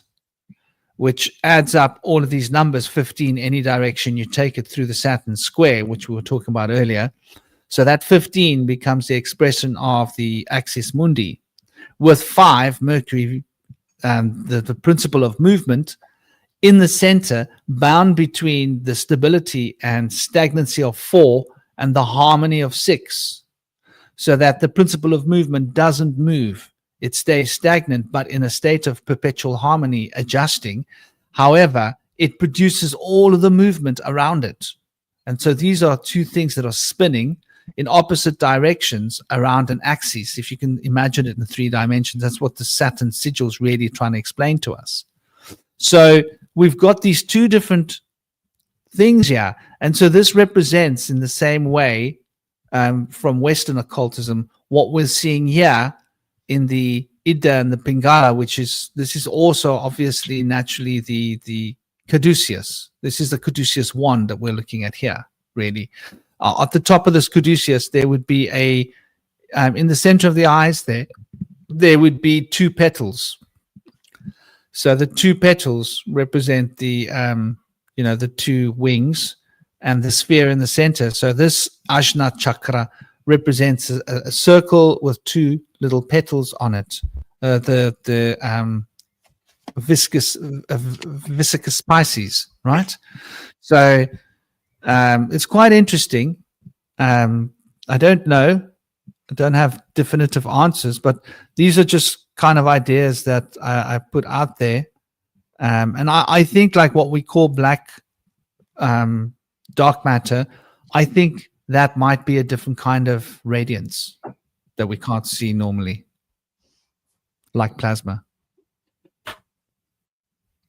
Yeah. I mean, what do you think? Well, the etymology, looking at the etymology or how it sounds, lunar, lunoir, black sun, black light. Lu is light and noir is black, right? So apparently the moon hasn't all this satellite we call the moon hasn't always been here. What it tends to do, our moon, is reflect light. So it seems perhaps it could be emitting its own light, but I think that we have the sun, which is the white light, but then there used to be a kind of more black light, or if we perhaps before the moon was there reflecting. Some people call it Saturn moon light matrix. I definitely think that this thing we call the moon has something to do with reflecting light. And the reason why I think that is because on a full moon, people can go a bit crazy. And I think that what I'm trying to say is that in this realm here, we come in from the sun, we're in the womb, and then we're supposed to go out. But what happens is we can get reflected back here, and perhaps this is the white light which they tell you to avoid when you die.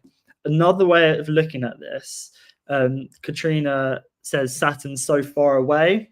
How can a black sun or black star be so far away? Well, if you look at it as like no time and no space, like there's no distance between anything, the distance of something wouldn't matter, especially if the black sun is more inwards rather than outwards. And I think that I keep mentioning this, but the black sun, I think, is within us. And I think to go outwards, we need to go inwards. And I think this relates to death and dying, because I believe that when we die, we go inwards and we travel the rivers of our mind, which relate to obviously Saturn's related to death, the Grim Reaper and stuff like that. And I think that it's more of a kind of symbolic language. It's not like a literal black sun or black star. It's more of like the two polarities of you have the white light and the black light. And then I think the black light is in us. And I think part of like the alchemy of this is to do with Saturn, is to do with transforming the lead into gold, is sort of transforming this density in which we're in, which is necessary for growth, which is the confinement, which is being used as a tool to constrict us. But this womb, which is a kind of confinement, is a place to grow. And I think that Saturn governs time and space and density and boundaries. It's necessary. And we need to tap into that frequency, which is out there, but also it's in us too, as above, so below. So I think the black sun, what it says to me is to go inwards and to go travel along these rivers of our mind, like memories, overcoming these barriers and stuff. and then sort of like it's an alchemy, it's an alchemical process. The black sun going inwards. This is why they stop us going inwards and make us seek everything from outside, knowledge from outside rather than the intuition. Even like the element water is seen as a more inwards or intuition or like emotion, just energy in motion. And what's happened is that they've made us externalize, like the black sun is our power. I think it's our core, our identity. It's where our soul is. And I think that's what's happened is that people have given their power away, or we look outwards for guidance rather than going inwards. Because when we go inwards, or we expand and we go outwards. But when people look outwards, you loop and you come back in and you're more constricted. So I've, looking at lunar as lunoir and then the moon being called lunar, I mean, perhaps it's not always been there. Perhaps we obviously have two polarities of the white light and the black light, but the moon clearly isn't a black light. It does represent the feminine, sort of like waters, emotion and stuff. Whether it's always been there or not, who knows? I mean, we've just got to work with what we have to work at, which frameworks we have. And when we look at Saturn and the sort of Grim Reaper and death and stuff, I think that's very important, which is to death, to die is to go inwards, because when we go inwards, we find our gold inside us. And that's turning the lead, or where we've been led, the more dense energy, the density of the three-dimensional plane. When we go inwards beyond 4D, beyond the dimension of time, we cross the boundary of Saturn, alchemize with it, and that's where we find our gold, and that's where we transform.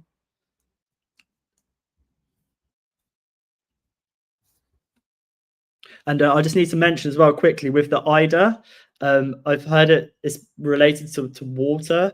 I'm not sure if like in Norse, the name Ida means water, but it's very interesting that it sounds a lot like idea, Ida, idea, or ID, or identity, which is the bar, which is the water, the soul. The Ida is the water, is the soul. And then the Pingala, they say, is more kind of the electric or more order, which is the masculine, which is the ka, or spirit, or air and fire. So you have the Pingala, which is like the air and fire, and then the Ida, which is more kind of the watery energy. Yeah, that's really quite interesting, as the difference between like a concept and an idea, where the one is formless, the one is very like legitimately structured. A concept is it's got bars, it's got a cage of meaning, and you can measure the bars of its cage of meaning, where an idea is a much more free thing. It's more emotionally emotive, right? It inspires a feeling, it inspires concepts, but a concept is a very specific thing. Like you're talking about, no, you got to conceptualize this. I can describe it, I can put it into words, like God is an idea, right? Matter is a concept. I can talk to you about matter, I can define it. God is an idea. Well, it's got so many emotional implications. Where do you start, right? And so like the Ida is that formless sort of, pre-conceptual state. And so it's an unmanifest kind of light from the Ida. That's not easy to put a finger on it and say, there it is. where the manifest light of electricity, you can point to it. Magnetism is like this invisible force, right? You can't, but electricity, you can see it, right? Put electricity on, there's light. There's the electricity. I can see the light coming from the heat, from the electrical current. I can touch it. I can know exactly where it is. There's its point of maximum energy. And look, there's the light coming out of it. Magnetism is a lot more abstract. You just got to trust that it's there. and it's being affected. Things are being affected by it. You see the metals pulling and pushing, but you can't see where it's pushing to or where it's pulling from. It's very abstract. So, that's quite an interesting concept. And I was trying to look up a few minutes ago. So the ancient Greeks used to believe that the moon was putting out cold light and that the moon had its own light. Yeah. At some later stage, the Romans started changing the concept. No, the moon's just a reflector. So in ancient times, it was considered that the moon had its own light. Interesting concept, right? And they also believed that the aether was this fundamental element, like the Akasha in Vedic cosmic science or spiritual sciences, shall we say. And when you try and ask AI, it keeps trying to tell you, no, aether was a deity in the ancient Greeks. Well, it wasn't just a deity. It was their physics. So, it will try and correct you and go, no, aether's and you have to really start tweaking your search terms to force the AI to acknowledge, okay, yes, it was part of their physics. Okay, you got me.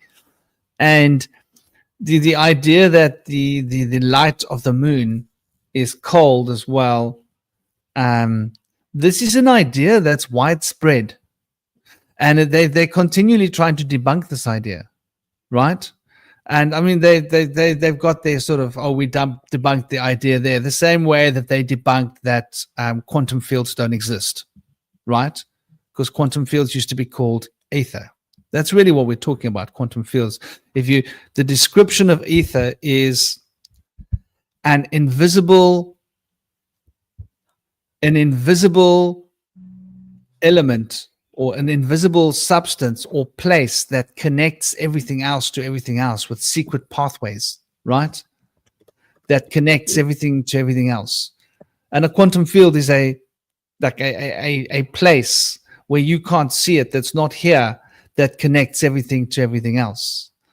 And the way that the aether would connect everything would be it would make direct connections between A and B, little tunnels. We call these wormholes. We call these quantum entanglement principles.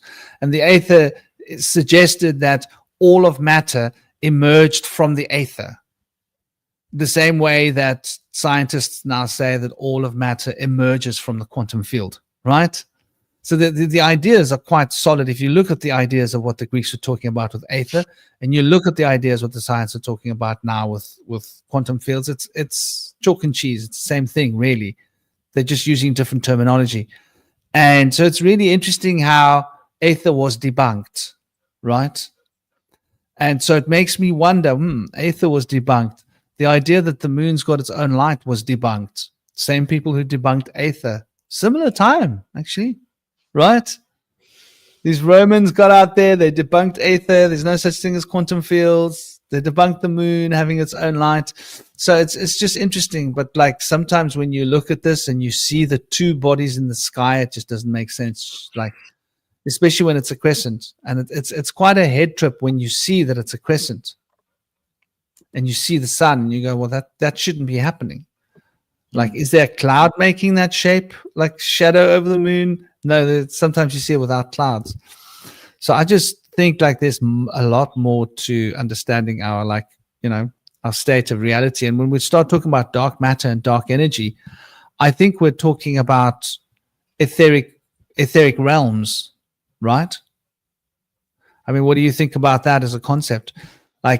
Places where the membrane between physical and etheric reality are thin. And you can sort of, what did we speak about in Arthurian legends, yeah?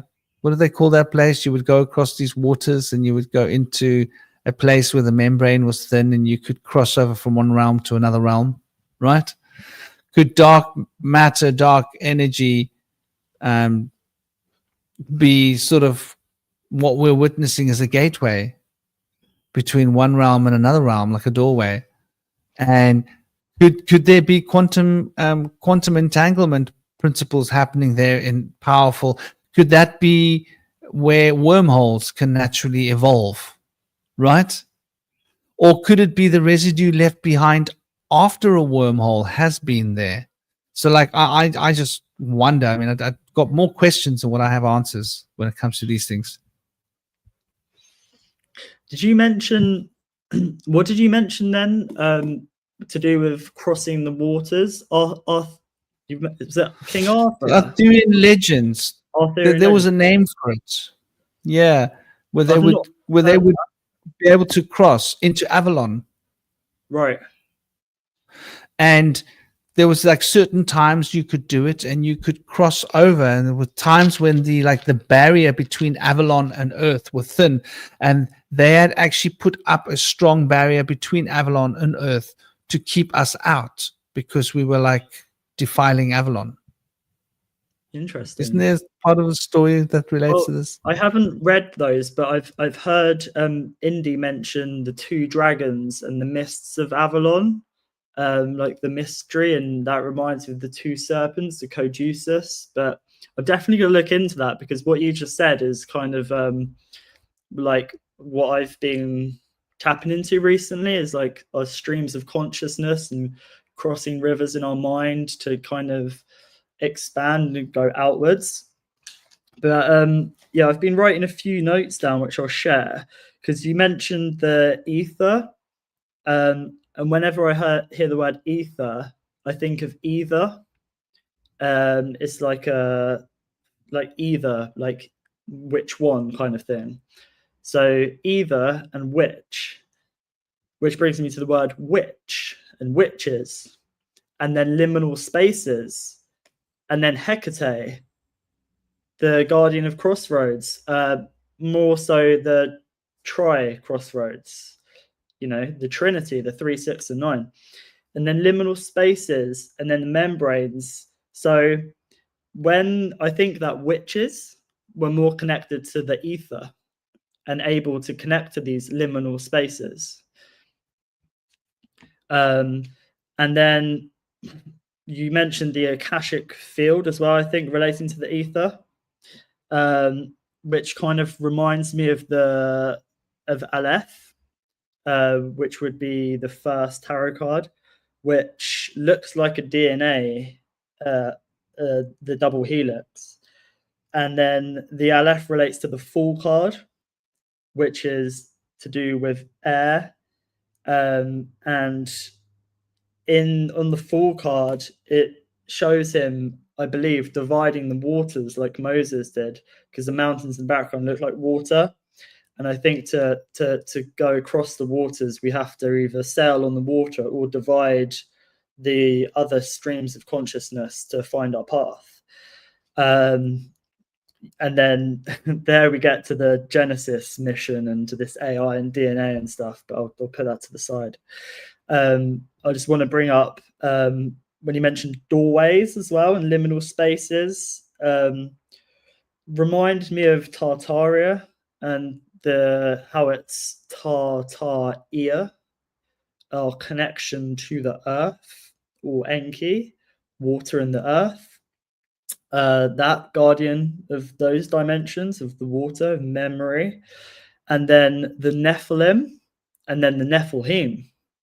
The Nephilim being the dream world, and then the Nephilim perhaps building these, being more connected to the earth, to this water, and being able to build these amazing structures that we still see surviving today from this old world.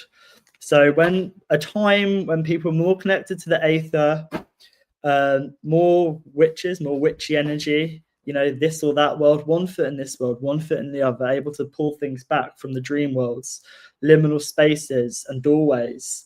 I think that this was happening what we call the Tartarian Empire, Tartar ear, connected to the earth and the heart, and able to tap into the dream world and bring it through our DNA, through the Akashic field, through this Aleph, through the letter A, which is a pyramid, which is pyramid, which is fire in the middle, which is inside us, which we bring forth these kind of light codes or whatever into this realm. And as we speak, we create, like we create children, we emit light from there, from our reproductive organs, we emit light from our mouth as well. And I think that, yeah, they're all connected. Tartaria, Aether, witches, liminal spaces, more activated DNA codes and stuff. I think that's all connected. Well, brother, I see we're reaching the 3-hour point. We should probably leave it at that point, on the edge of the liminal spaces, where Tartaria was made unliminal. It was removed from liminal existence to it never existed, like so many other things that never existed, like unicorns or dragons or, you know, or the giants or angels or demons. I suppose we could make a long list of all the things that never existed. And I hope you guys have all enjoyed the conversation, everybody in the chat. And I'm sending you all so much love, peace, honor, blessings. Hope you're all taking it easy, but not too easy, but smiling, keeping it sweet. And big blessings to everybody. It's been an honor being here with you, dear General Shinobi, dear brother Toby. I hope Esme's going to feel better. Hope she's going to hope the cow does its work. And yeah, big love to you, brother. Om Shanti to everybody. Namaste.